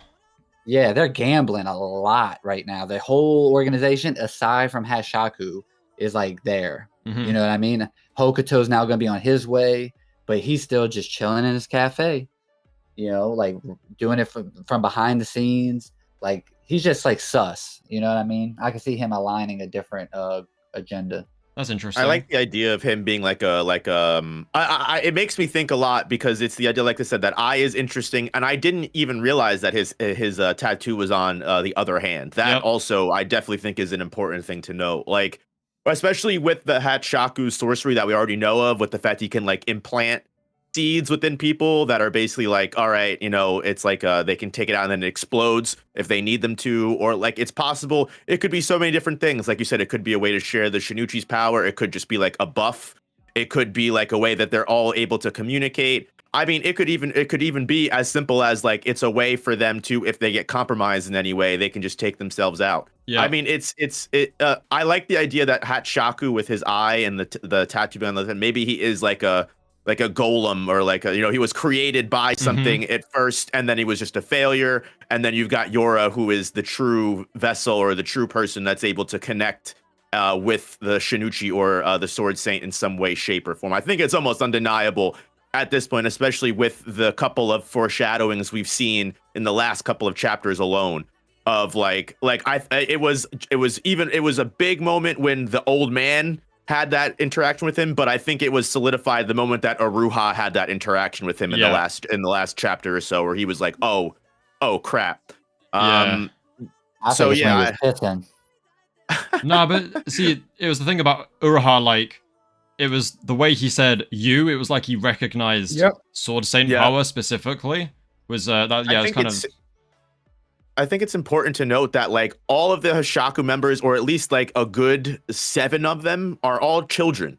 That's so interesting to me, or at least teenagers, younger people. They seem very young. You would expect most of these high level people to be like, so that's why I think like, yes, like Yura has his connection to the Sword Saint. Hishaku is like maybe some kind of failed experiment, or some kind of, you know, but was definitely always alongside this plan from the beginning. It seems very clear that if anybody started this plan, it was Hishaku and Yura, and potentially, what's his name, Hokuto. He's new. I don't have it remembered It is yet. Hokuto, But yeah, and him, That's like he, Hokuto. like I'm they back seem now, by like the the way. oldest people. Besides, oh, thank you, welcome back. And then I think the woman is like the only other one that was with it, but I don't, is that girl that we saw the same woman, or are they two Yes, different I believe characters? so. It is Same okay. woman. Yeah, it is. Okay. I looked at the designs when that first got Because she revealed. It's seems the same kind of person. young too, but that just Mhm. might be the way that he drew her. So I think she might be the unclear. oldest. Yeah. So it And it really looked like makes you she's- think where all these people came from, compared to not just where Hachaku came from, but why are these all children? Are they, like I said, are they from the island? Are they orphans that Yura just picked up? Like, is like what Weeb Well, said it's earlier, like even the though he's not Akatsuki here. creation. Yeah, is he able to see into the future somewhat in premonition and know that, oh, this person isn't important and going to be important in the future, so let me, you know, take them from as a child. You know, there's so many, a lot of this Hishaku crap is just so sus. It's so weird, and there's so many weird decisions being made where it's like it's so very intentional, and especially with Hachaku being one of the characters that we've gotten next to no information on, but have seen so many times in the story and have a direct hand in everything. There's got to be more to it for sure, and just his design in general leaves so much to speculation. I mean, someone in my Yeah, like, chat. Sorry, go ahead, Tiberius, and then I'll. No, you're good, brother. Do you think? Well, I was gonna say someone in chat actually built on my point perfectly and said Hatshaku Black Zetsu ? Which is pretty much exactly kind of what I'm getting at here. It was Mike up initially who made me aware of this, but the Hishaku are very scarily similar to the Akatsuki, with like Hirohiko, paper sorcery, Conan, I believe had paper abilities, right? No. Kisame, Yura like has a Renegon. yeah, Renegon. Yeah, like Yura Kisame would be sword like obsessed. Nagato. I mean, Tendo Paint. Yeah. Yeah. Kisame sword obsessed, and you know you have Kuguri who's very sword obsessed. Hashaku potentially like Black Zetsu kind of Black Zetsu, yeah. guy. The wood stuff, teleportation, A just puppet. being information. Was Sasori Akatsuki? I believe so, right? Yeah, he was. Puppet Yeah, sorcery. wasn't a Akatsuki. Literally, Like, like you've seen the what Hokuto Best has. Genus. Best Genus, right? Best Genus with the threads and stitching Yes, back together she the gold does. armor. Exactly. And not to mention, we literally saw Hokuto had a puppet, and you know, yeah, that's what I mean. It's like that's it's even more of a thing right there. very similar. So The Does anyone Naruto else think it influence. was interesting that Hokuto also had like that same little mini freak out when he heard that Aruha was still alive, that like Kuguri kind of had when like it's almost, I felt like does anyone else think like they're like a little bit related maybe or something? I just thought that was an interesting moment. Hokuto's hot. That's all I gotta say. Dude's a stud. Real. He's got it going Real. on. Oh my gosh, preach. Oh. He got that little. When I saw that star come out when he winked, I said, "Oh my god!" Yeah, the honey. Yeah, the honey. I had to get the honey out, literally. Oh my gosh. Nah, but yeah, no, everything is super weird, which is like kind of like what like it seems like Yura has everything so meticulously planned that the Hatshaku being an actual full on like either a failed experiment or like even if the Hatshaku was like I said like a golem that like he made to help further his like agenda, or even just someone that like was close enough to him that like Yura was able to like imbue with like half of like a connection to the Sword Saint or something, because we still don't know anything about Yura, which makes it so tough to speculate about these things, you know. And Chaco's gonna open up that eye, and it's gonna be just one of the Swordmaster eyes. You know, he's like flawed. Something like that, bro. Could I'm handle telling you. both. Mm-hmm. Yeah, I think the left hand thing is significant, though. I didn't know that. I think that's that definitely has something to do with something.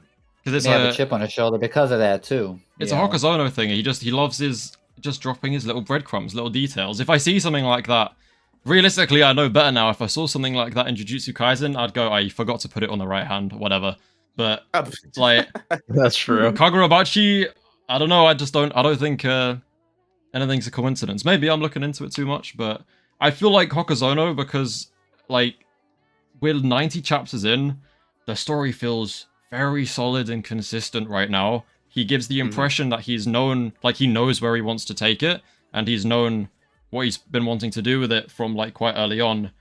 Also being, I believe he's quite young, right? Like 24? 24. Yeah. Yeah, he's 24, I'm pretty sure. So an interesting thing is I feel like the way Hokuzono's writing with some very clear inspiration from Bleach, Naruto. I think there is a lot of Attack on Titan storytelling elements in there. And even some, I think, like, more recently, Jujutsu Kaisen set the tone for, like, pacing and some little minor detail stuff as well. But I think there is some more recent inspiration in there. And that's shonen in general. Shonen Jumps especially, they garner like a lot of influence from past series. Like they know what works. Like those editors know what works. They know the flavor of series that they want to produce in that publication. So they try to steer, you know, not every mangaka like listens to their editor, but some of them do. You know, they take like their notes and they try to align them with what the magazine wants to produce because they know what's going to sell. You can see it with the Mahito archetype becoming more popularized as more and more anime come out. Like the Mahito villain aspect is just becoming so more popular. Yeah, they make suggestions. Introduce this character. Why not give the main character this, you know, motivation or side?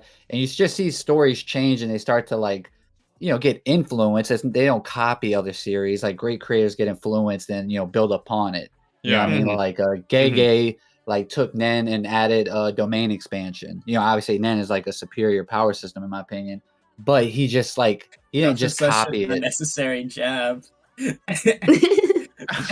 They were like, oh, but Gege was obviously inspired by the way he sucks compared to him. Anyways, Nen's just built different though. To be fair, I know. I love Hunter x Hunter. I just say it's really funny that you. Or say Hunter x Hunter. Black Clover right, is a series that I feel like copies. Like I felt like Black Clover did a bit of copying instead of getting influence and inspiration. Whoa! Hold on. Maybe pull up a panel of like some Sharingan shenanigans. Hey, spoilers! Can't hear you. I'm still reading it. Black Clover is on the level of Boruto, guys. Chill. Whoa! Very good. This is what you say to me. I haven't seen you in months, and this is what you're gonna throw in my face. Black Clover is a beautiful no specific reason. Okay. Chill. Yeah. Damn. What a tangent. Yeah, I think Hokuzono is, regardless of whether you think these shonens are shit or not, I don't care. I think Hokuzono is taking clear inspiration, but what I think people forget is like, as a person, I think Micah, we talk about this a fair bit. There is like Hokuzono consumes what he's inspired by, right? He clearly is very passionate. He takes things like I think John Wick is something I believe he said he's like quite a big fan of. You can see that in his story. And I think also just being like on the younger side as well, he consumes the same media as us, right? And he'll be on social media, like also with his own critiques of stories, he'll know what works, what doesn't work. And I feel like the reason Kagurabachi is doing so well is because he is like, this is going to be the most god-awful analogy of all time. He is what Jujutsu no Kaisen thought he was going to be. And like actually take all the aspects of things that he knows works and fixing things that he knows. Like he went into it knowing what he was doing. At least it gives the impression that he does know what he's doing, and like has planned ahead. And I think that's a really good benefit of this story. Why it's doing so well is because Hokuzono is actually just a fan of, like, a big fan of the media that we all consume. Like being a similar age, he'll see what people say on social media. He'll have his own like opinions, and then using like what has done well and what hasn't done well, and general just critiques he has of series, whatever. He's taking the things he likes and is making this big sort of very unique story using lots of different cherry-picked parts and inspiration, which I think is really good. It's working out very well.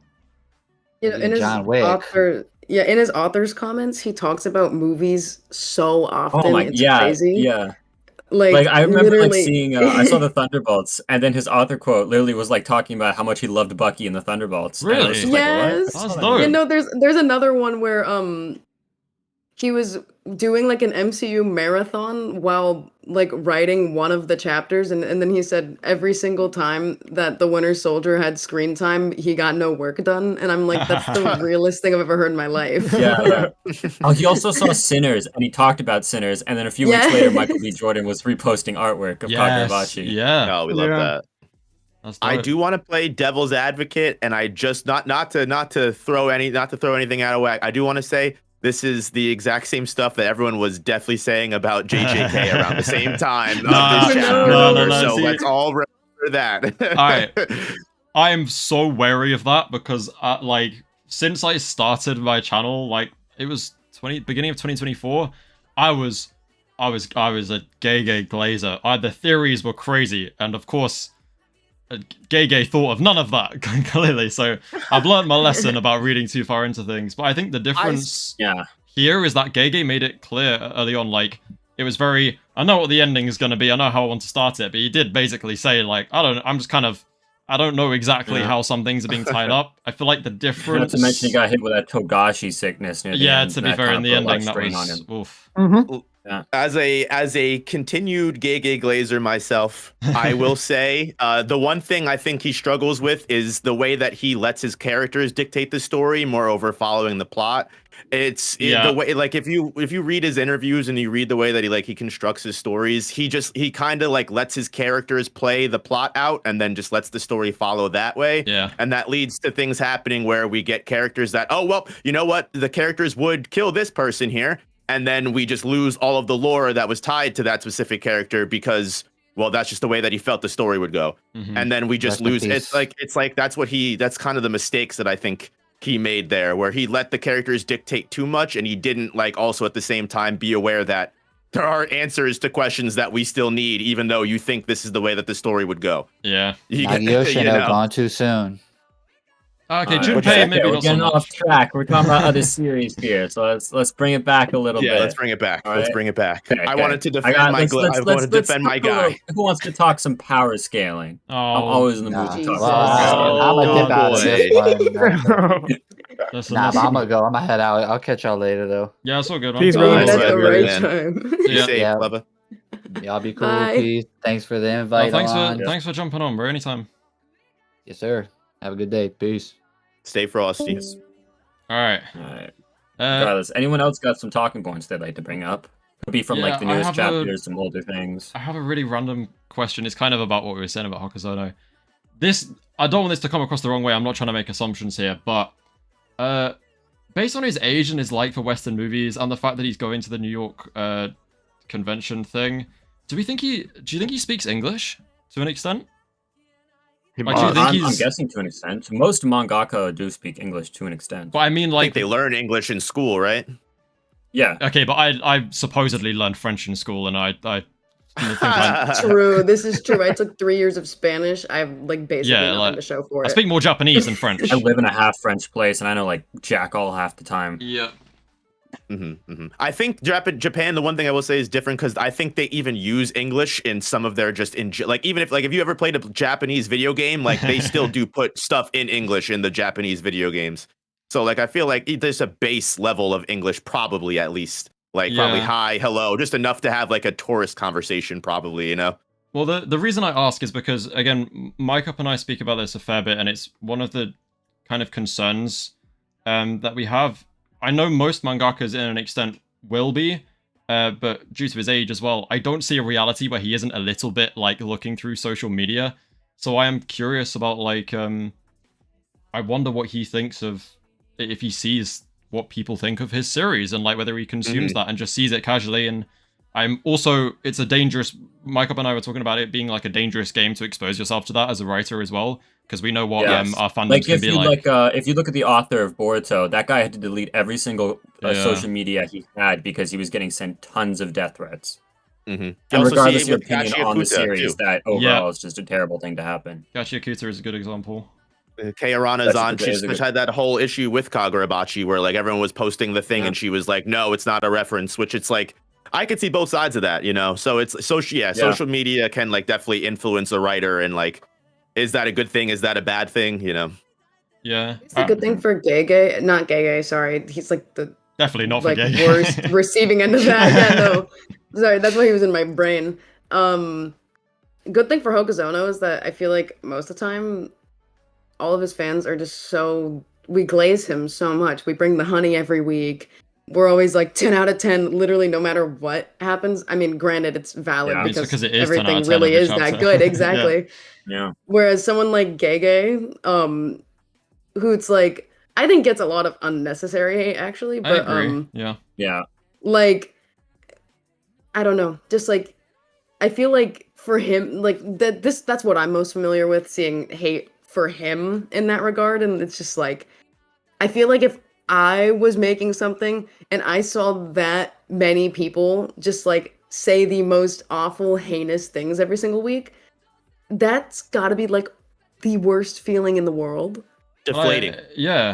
Like, Yeah. how would you even continue after that? Like, I think it's an important Yeah. talking point though, because I feel like a lot of the time the fandoms forget that the mangakas they talk about are real people who own an actual phone, that likely has a form of social media on it.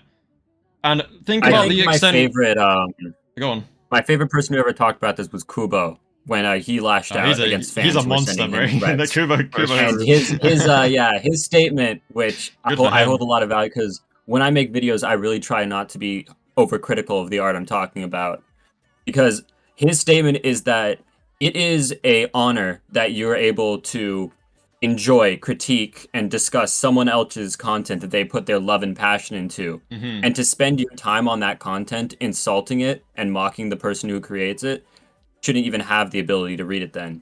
Yeah. I think it's- his statement along those lines was something that, like, I really got that, because, like, it must have been awful for Gege during Shinjuku, especially when, like, week after week, like, you would see art of this guy being, like, killed, man. Like, people hated to see it. Yeah.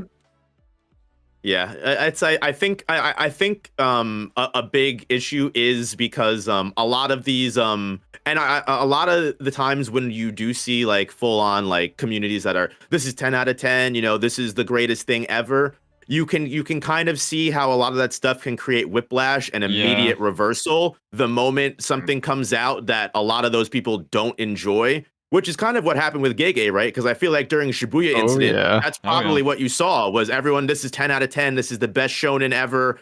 This is perfect. And then I forget when it was, it might have been when like Yuki happened, or maybe even before that. Like, and then it was just like just an immediate downward trend of like more and more people were just turning from this is 10 out of 10 to this is the worst shit that ever existed.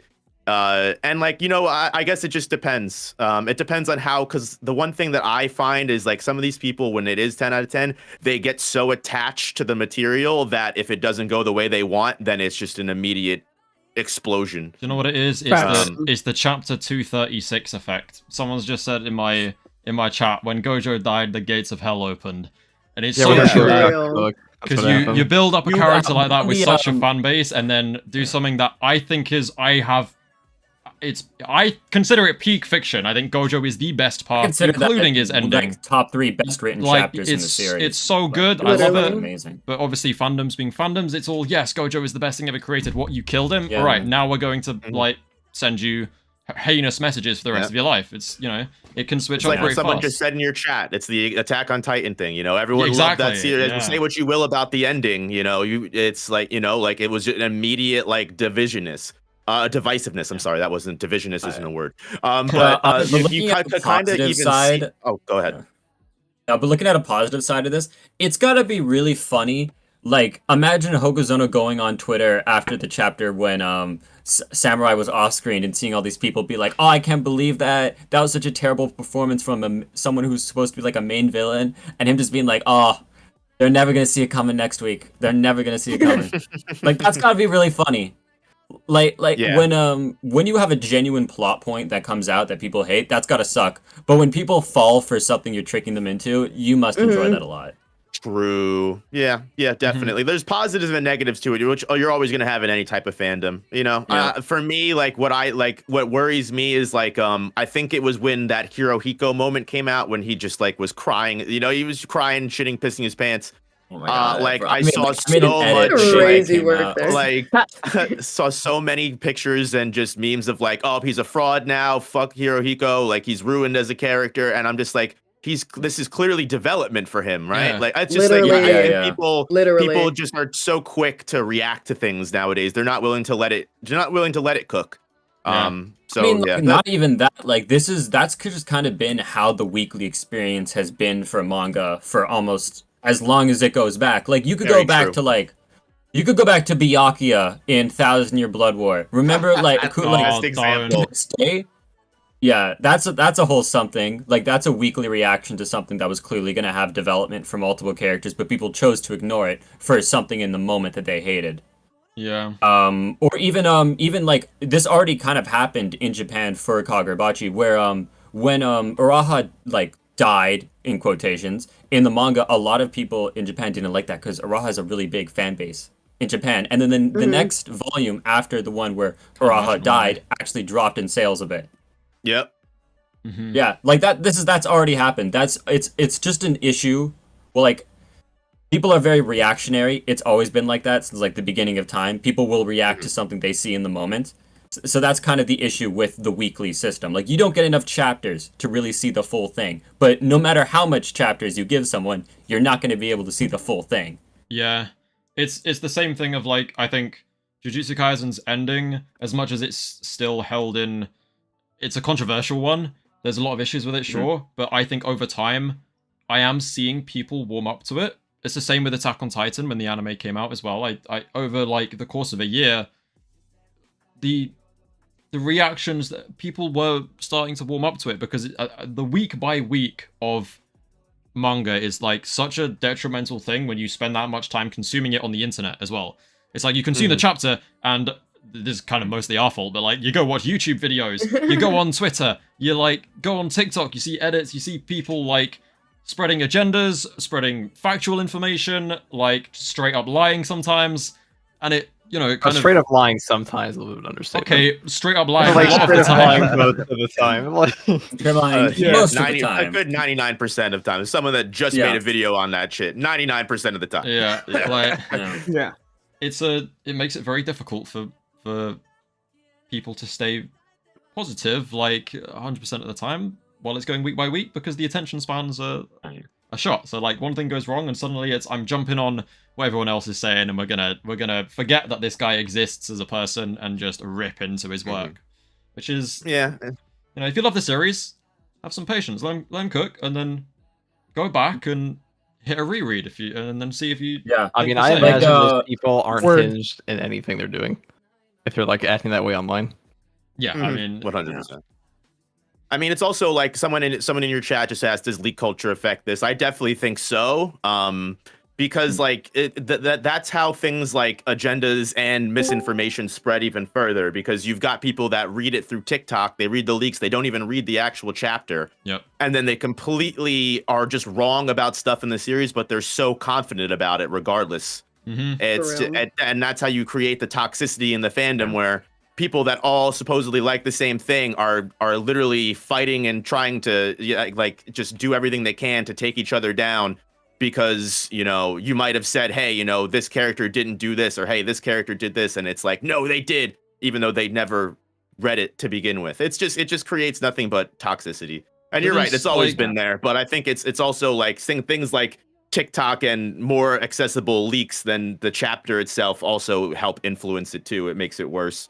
yeah. It's just To this day, I still get like stockpiles of comments on videos that are like a year old at this point going, well, Gege stated Gojo was stronger than Sukuna, so your argument falls apart. I'm like, Don't even really? get me What Oh else? my! else did he say? I got that at my job, dude. I was at my job, and like What? we were talking about like series we were reading, and like we started arguing about Gojo versus Sukuna, and he's like, yeah, but you know, Gege actually once said that Gojo was directly stronger than Sukuna, and I'm like, am I seeing the Mandela effect happen in real life right now? Did he ask for the source? Because I guarantee it's TikTok. Every single time, it's TikTok. The source is No, TikTok. I asked, and he's like, I don't TikTok remember states where, it. and I'm like, dude, you gotta be shitting me. If Yeah, I went, it's- like, if I went on TikTok and made a serious short where I like pull up something, I don't know, in a panel, and I say, in an interview, this Gege said this, and it like wasn't the like people, thousands of people, like will believe it, and it creates this like toxicity within a community because you have people who read the series and people who consume blatant misinformation, and then it in itself is like, okay, fine, it's a fictional series, sure. They're like, what's the big deal? Who cares if you think something that's not true? But it has an effect on the community overall because it creates toxicity, which then leads to like, you know, backlash when it's not necessarily deserved, which can affect the actual work itself. You know, these writers are people who definitely see more of the criticism than the community think they do, if that makes sense. Yeah, I think you're right, where it's a big issue of people don't see a lot of these things as people, or they don't think that people will see their hate comments or whatever. I mean, you can kind of even see it, like, we're all YouTubers. If you guys have ever gotten a hate comment and you actually take the time to respond, do you ever notice how surprised those people are that you ever actually gave them the time of day in the first place? It's like they never it's like they never expected their comment to even be read or seen by you. I get such split reactions. It's true. Yeah, it's like these people don't think you're a person, and they're just commenting because they don't expect you to answer. And when if a mangaka was I had my experience with that. I made a video talking about Boruto, and the thing is, the video itself doesn't actually criticize the manga itself. I criticize the community around the manga, where due to how awful the community around the manga is, the hate for the series has never like wavered or differed or gone down. You always see people hating on it no matter what. And some fans found one of my old emails, and I woke up to like 3 death threats, and I'm like, wow, that's almost creative. I'm not even mad. That's how it works. It's just fictional media, but it's true though, because I wasn't even mad. Like, I saw that, I'm like, that is genuinely, you dedicated hours of your literal life to this. Wow, that's something. I am curious if you've ever, like, because this happens to me a fair bit. That's what I mean by split reaction, is if you've ever responded to like a blatantly rude and like hateful comment, and you respond civilly, and then they go something like, "Oh yeah, like no problem. I'm a big fan of the channel, by the way. I was just pointing something out." Yep. Bro, it's like, okay, I so don't know the second I almost never reply to comments. I'm kind of I'm awful. I never reply to shit.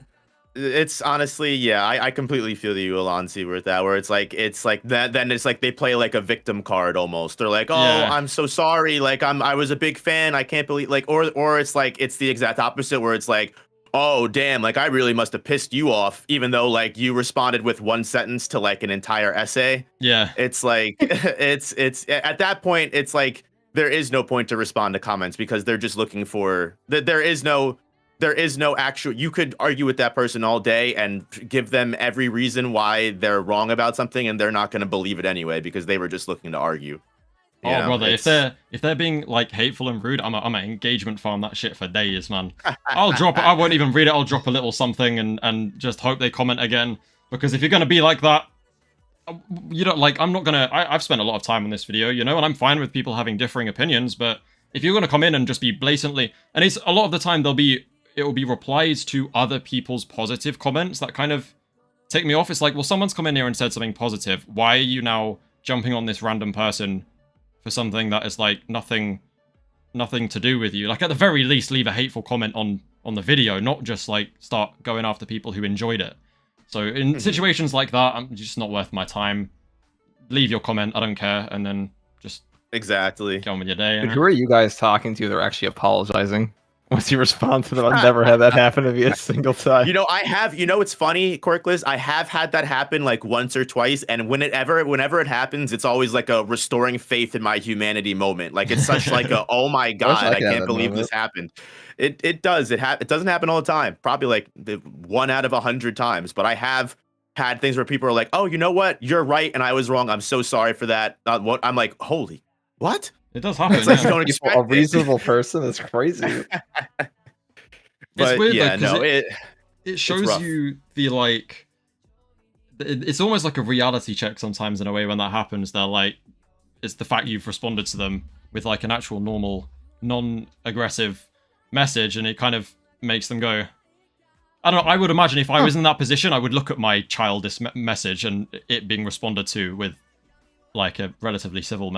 I say relatively because, well, I'm human as well. I can say some dumb shit in my comments sometimes, but like it kind of. I hope at least there's a reaction of like, what am I doing? This is childish behavior, and then hopefully settle down a little bit. But in general, in communities, especially anime and manga, people get very passionate, and I think passion is it's a two-way street. You can be very appreciative of something, but at the same time, those passionate people also get very I don't think aggressive. Well, aggressive can be the right word, but in general, hostile.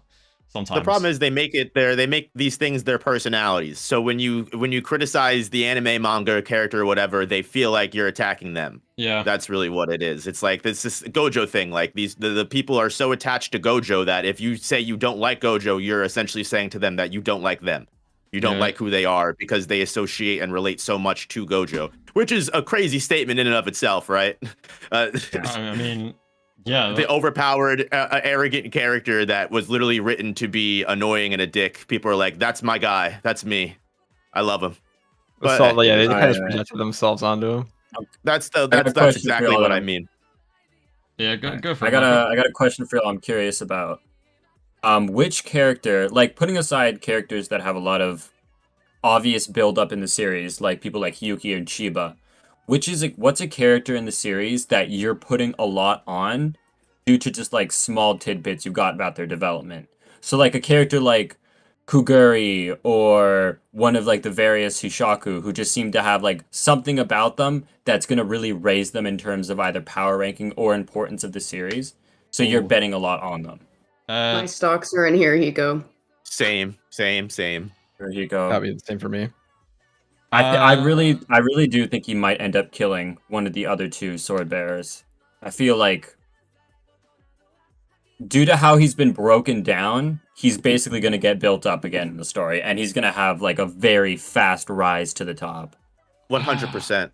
I feel like Hirohiko was broken because he didn't actually have any real purpose, right? His only reason for doing this was so he could fight Chihiro and, oh my god, I love Chihiro so much, like I just want to be friends with him. But that's not like what is he actually fighting for? What is his actual reason for being on the Hishaku, being a part of this? And the reason why he got dealt such a hefty loss was because that philosophy that he was using was so fragile.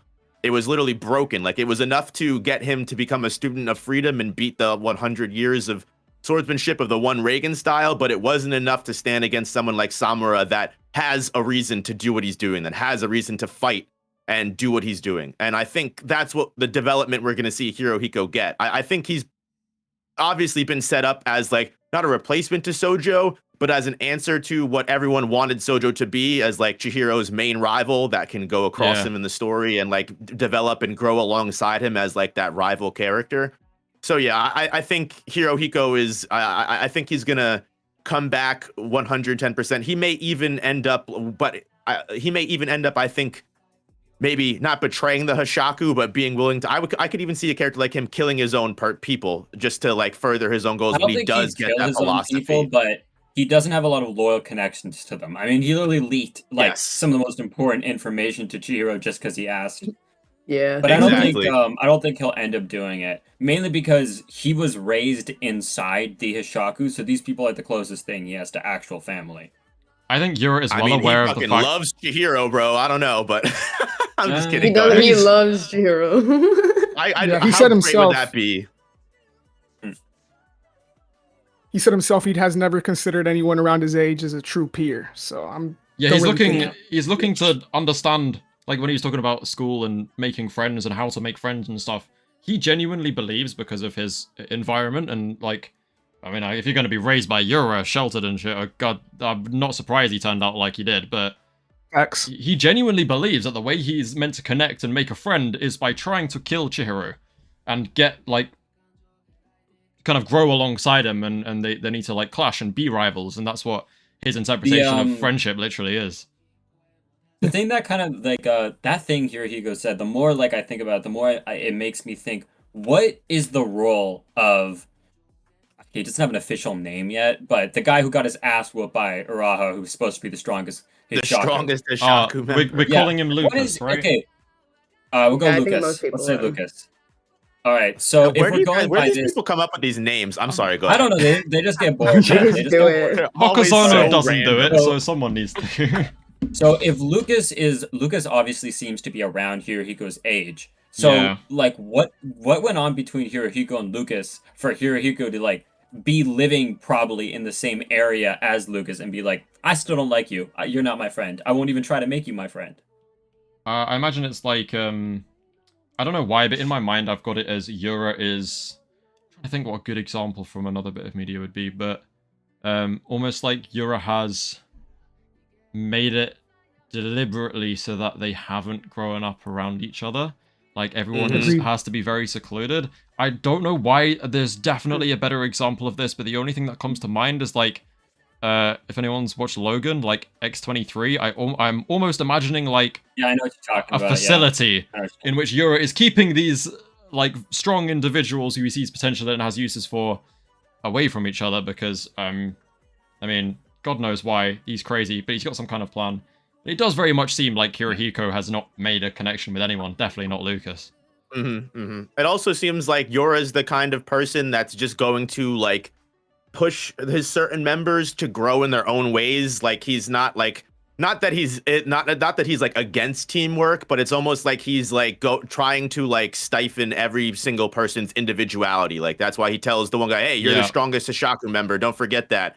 And like, even when Hirohiko is like supposed to be training and he doesn't want to train under Kuguri, he's like, all right, if you don't want to do it, that's fine.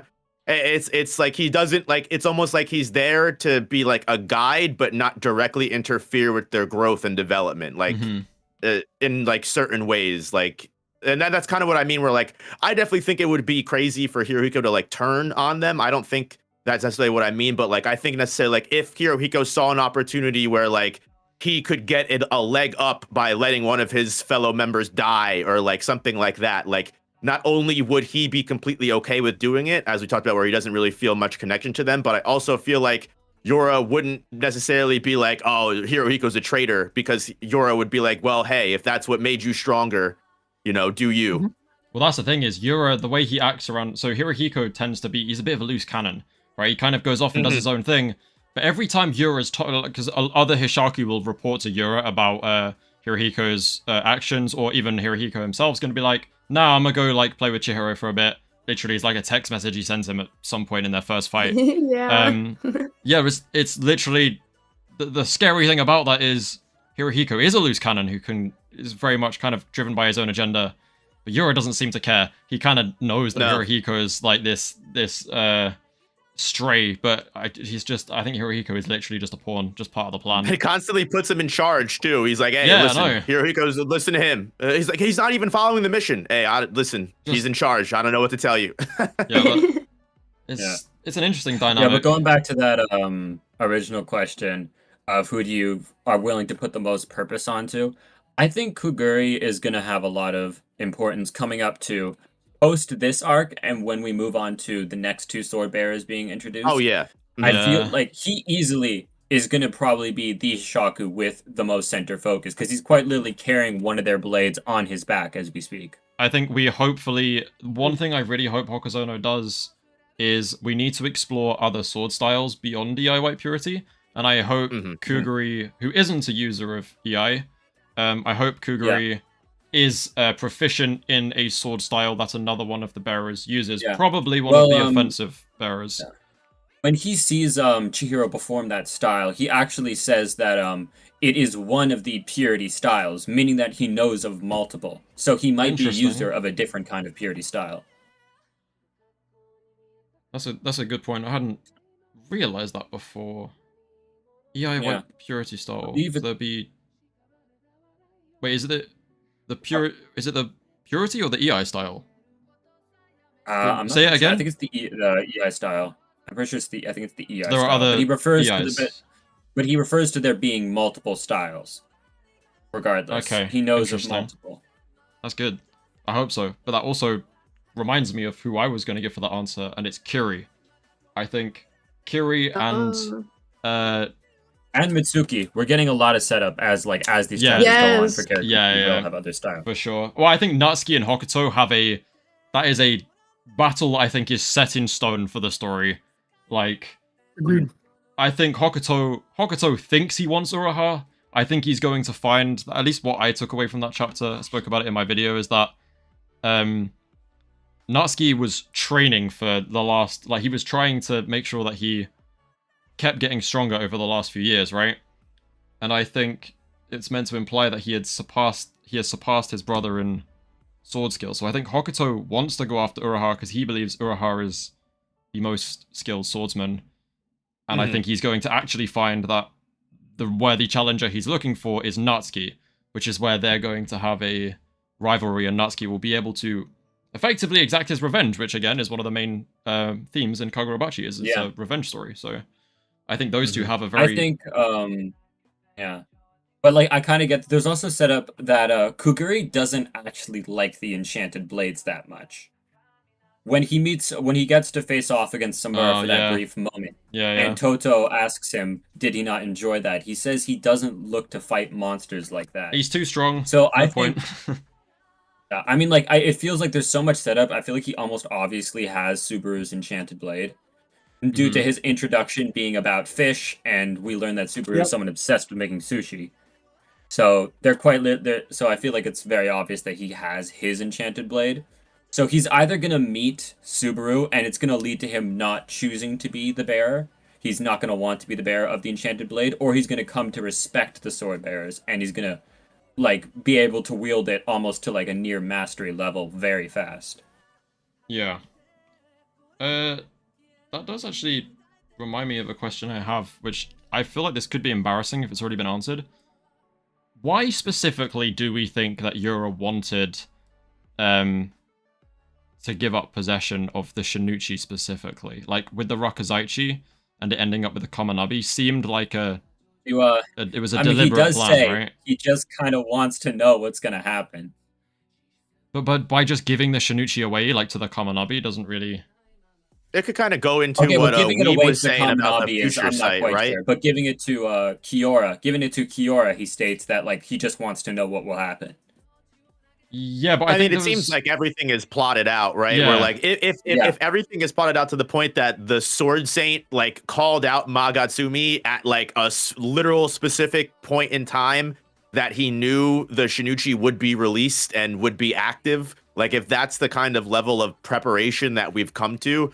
Like, I definitely think Weeb was onto something where, like, it may not be full future sight, but there might be, like, premonitions almost, where Yura's like, okay, I don't know what will happen if I do this, but I know that, I don't know exactly what's going to happen, but I know that things need to go this way for our goal to be accomplished almost, right? Like, I don't know why I would send the Shinuichi to the Rakuhiro and how that's going to help us, but that's what the timeline says to do. Or it could be like literally just plotted out to that way. I mean, granted that putting the Shinuichi in the Rakuhiro got them exactly where they wanted to be, right? So yeah, I'll be honest, I think the goal, my take on the goal is exactly what we're worried about, and the plan was always for the Shinuichi to fall into the Kamanabi's possession, because then you've put the Sword Saint and the Shinuichi in the same building, and they were very quick on their plan to invade HQ, so, and they have all their traitors set up inside with the blackmailing stuff. So was Kiora the one that unsealed the Shinuichi, or was it unsealed when it was brought to the Rakuhiro in the first place? Yura unsealed it,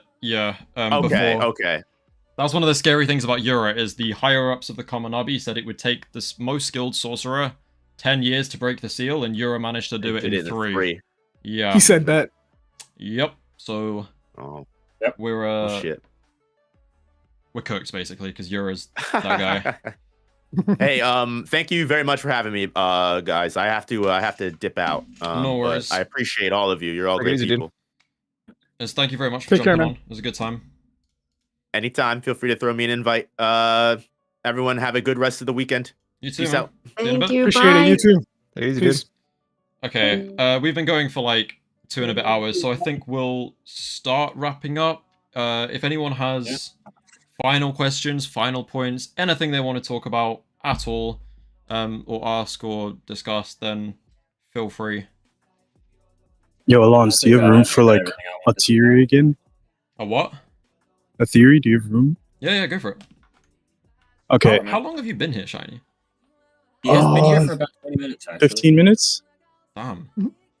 That sucks to I've be just you. been chilling. No, I just got a lot of background noise because I'm in Venice right now. But anyways, so I was like looking on Twitter and I saw people like, it's kind of harkening back to like the what does Kagurabachi get inspiration from conversation, and people were always just saying like Naruto because Hokuzono straight up said Naruto, right? Yeah. And so I was thinking, okay, it can't be exactly like Naruto, and people were taking that like a little too verbatim. Yeah. And so they kind of thought that Kagurabachi was going to be a trio. And I never really saw that for Kagurabachi. And so I've always been thinking that Chihiro was gonna like either be on a solo mission, which is kind of unlikely because it's Shonen Jump, or he was gonna build up his own like anti-Hishaku force, and that's kind of seeming like what it's been building up to. Because you have Chihiro himself, you have Shiba, you have Hyuki, you have Iori, Hakuri, now Kiri. We're getting like a lot of people that he's like seeming to build up his own team, and I'm really interested in seeing where that goes. And I hope it's like a 10v10 ultimately. I hope we get to see another war. The team. I agree. I've been thinking about it as well. Like, unfortunately, the main kind of theory for that is, well, okay, we all know. I hate to admit it. We all know Samura's cooked. Like, Yes, sir. Yeah, no, he's dead. Iori's probably gonna take up the blade. I don't like his power is death flags. That's how dead he is. Yeah. He literally summons crows, which are literal death flags. And his whole chant he has from the war is about death flags. This dude is... There's never been a character more dead than Samura. But also, if you think about the idea of Phoenix as like, you live out your life, die, and then start again, Iori is basically baby Phoenix in this weird Phoenix analogy. Samura dies, Iori takes up the blade, Samura's daughter. Yeah, he's dead, basically. Iori's getting that blade one way or another. Yeah. So I think that's indicators that Chihiro is definitely not on a solo mission. And we are... I hope Hakuri... He's like...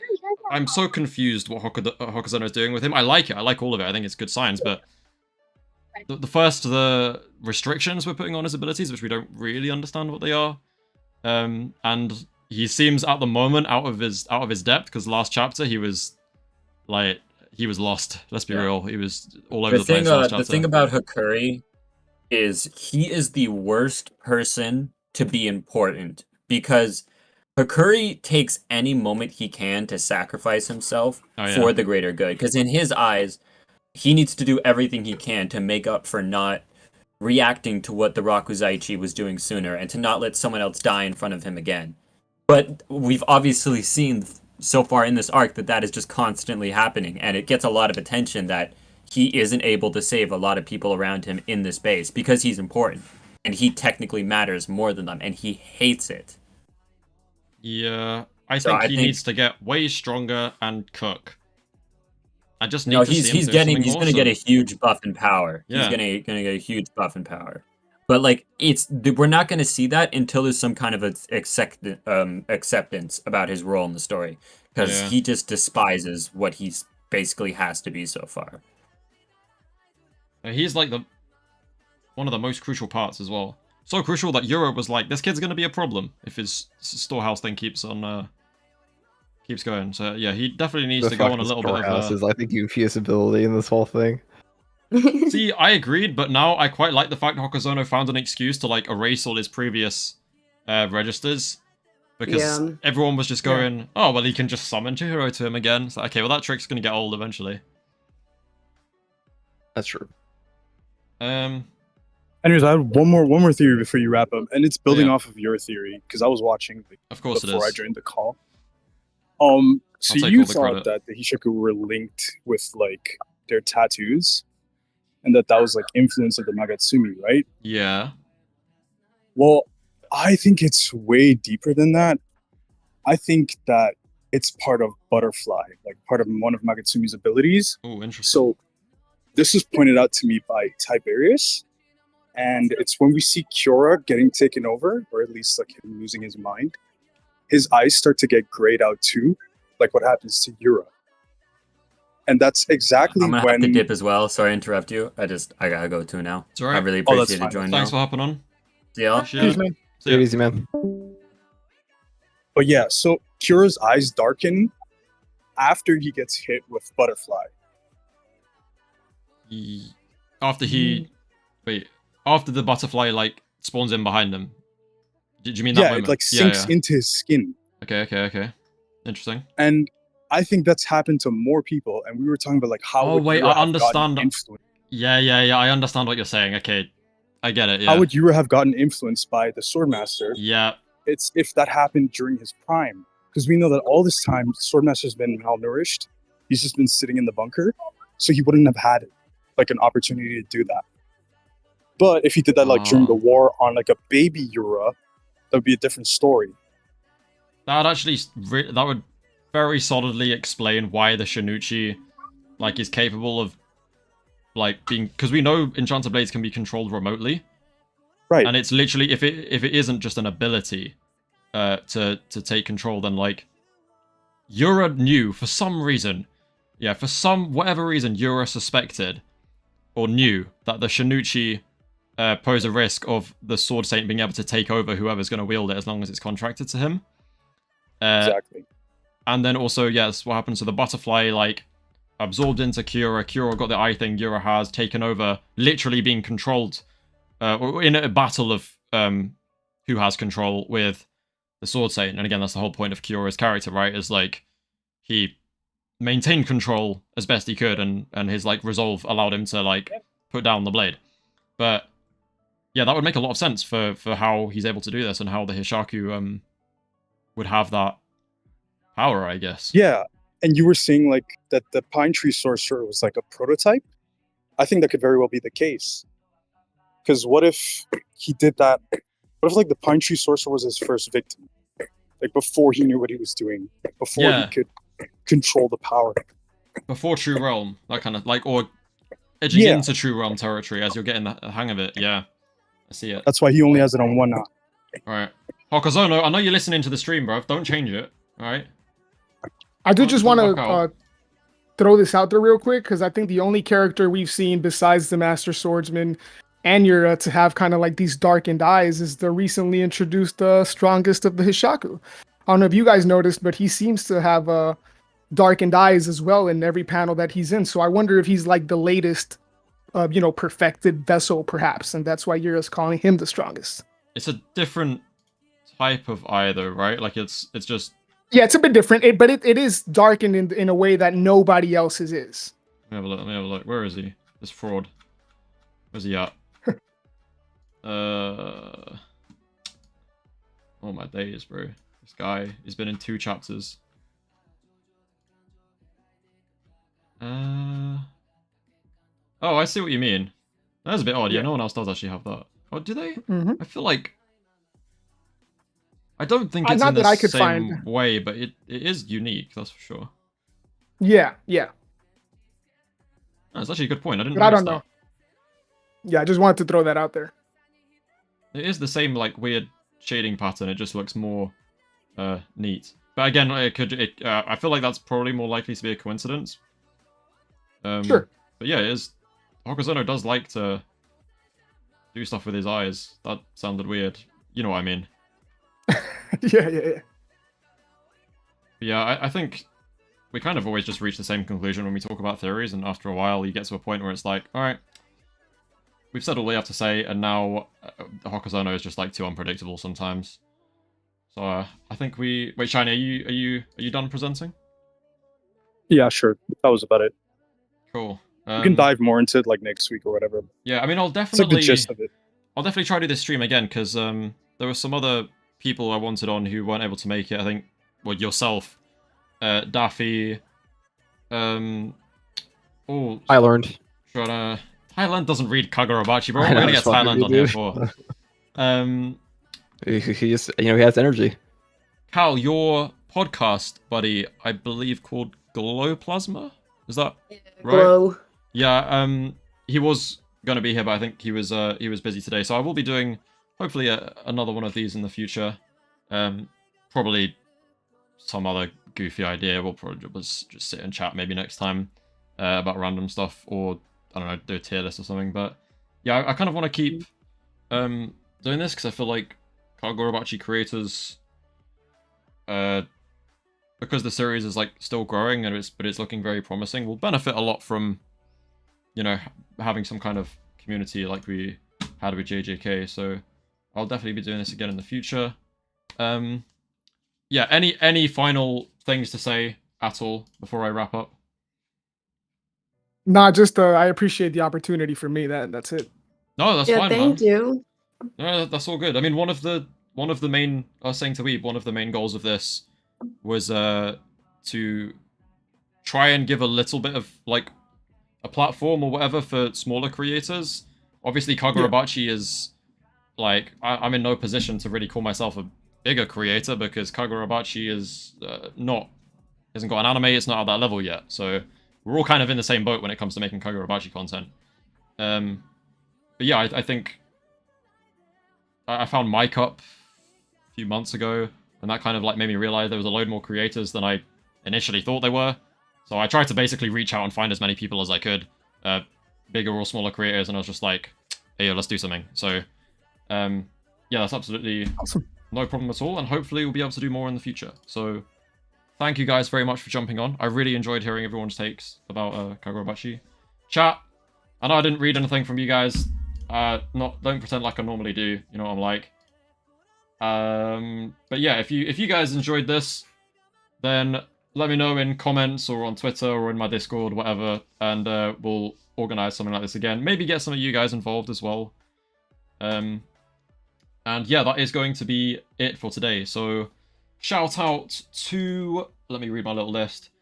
Cal, whose channel is in the description, as is Dice, Tiberius, MyCup, Dynamic Weeb, and No Operator.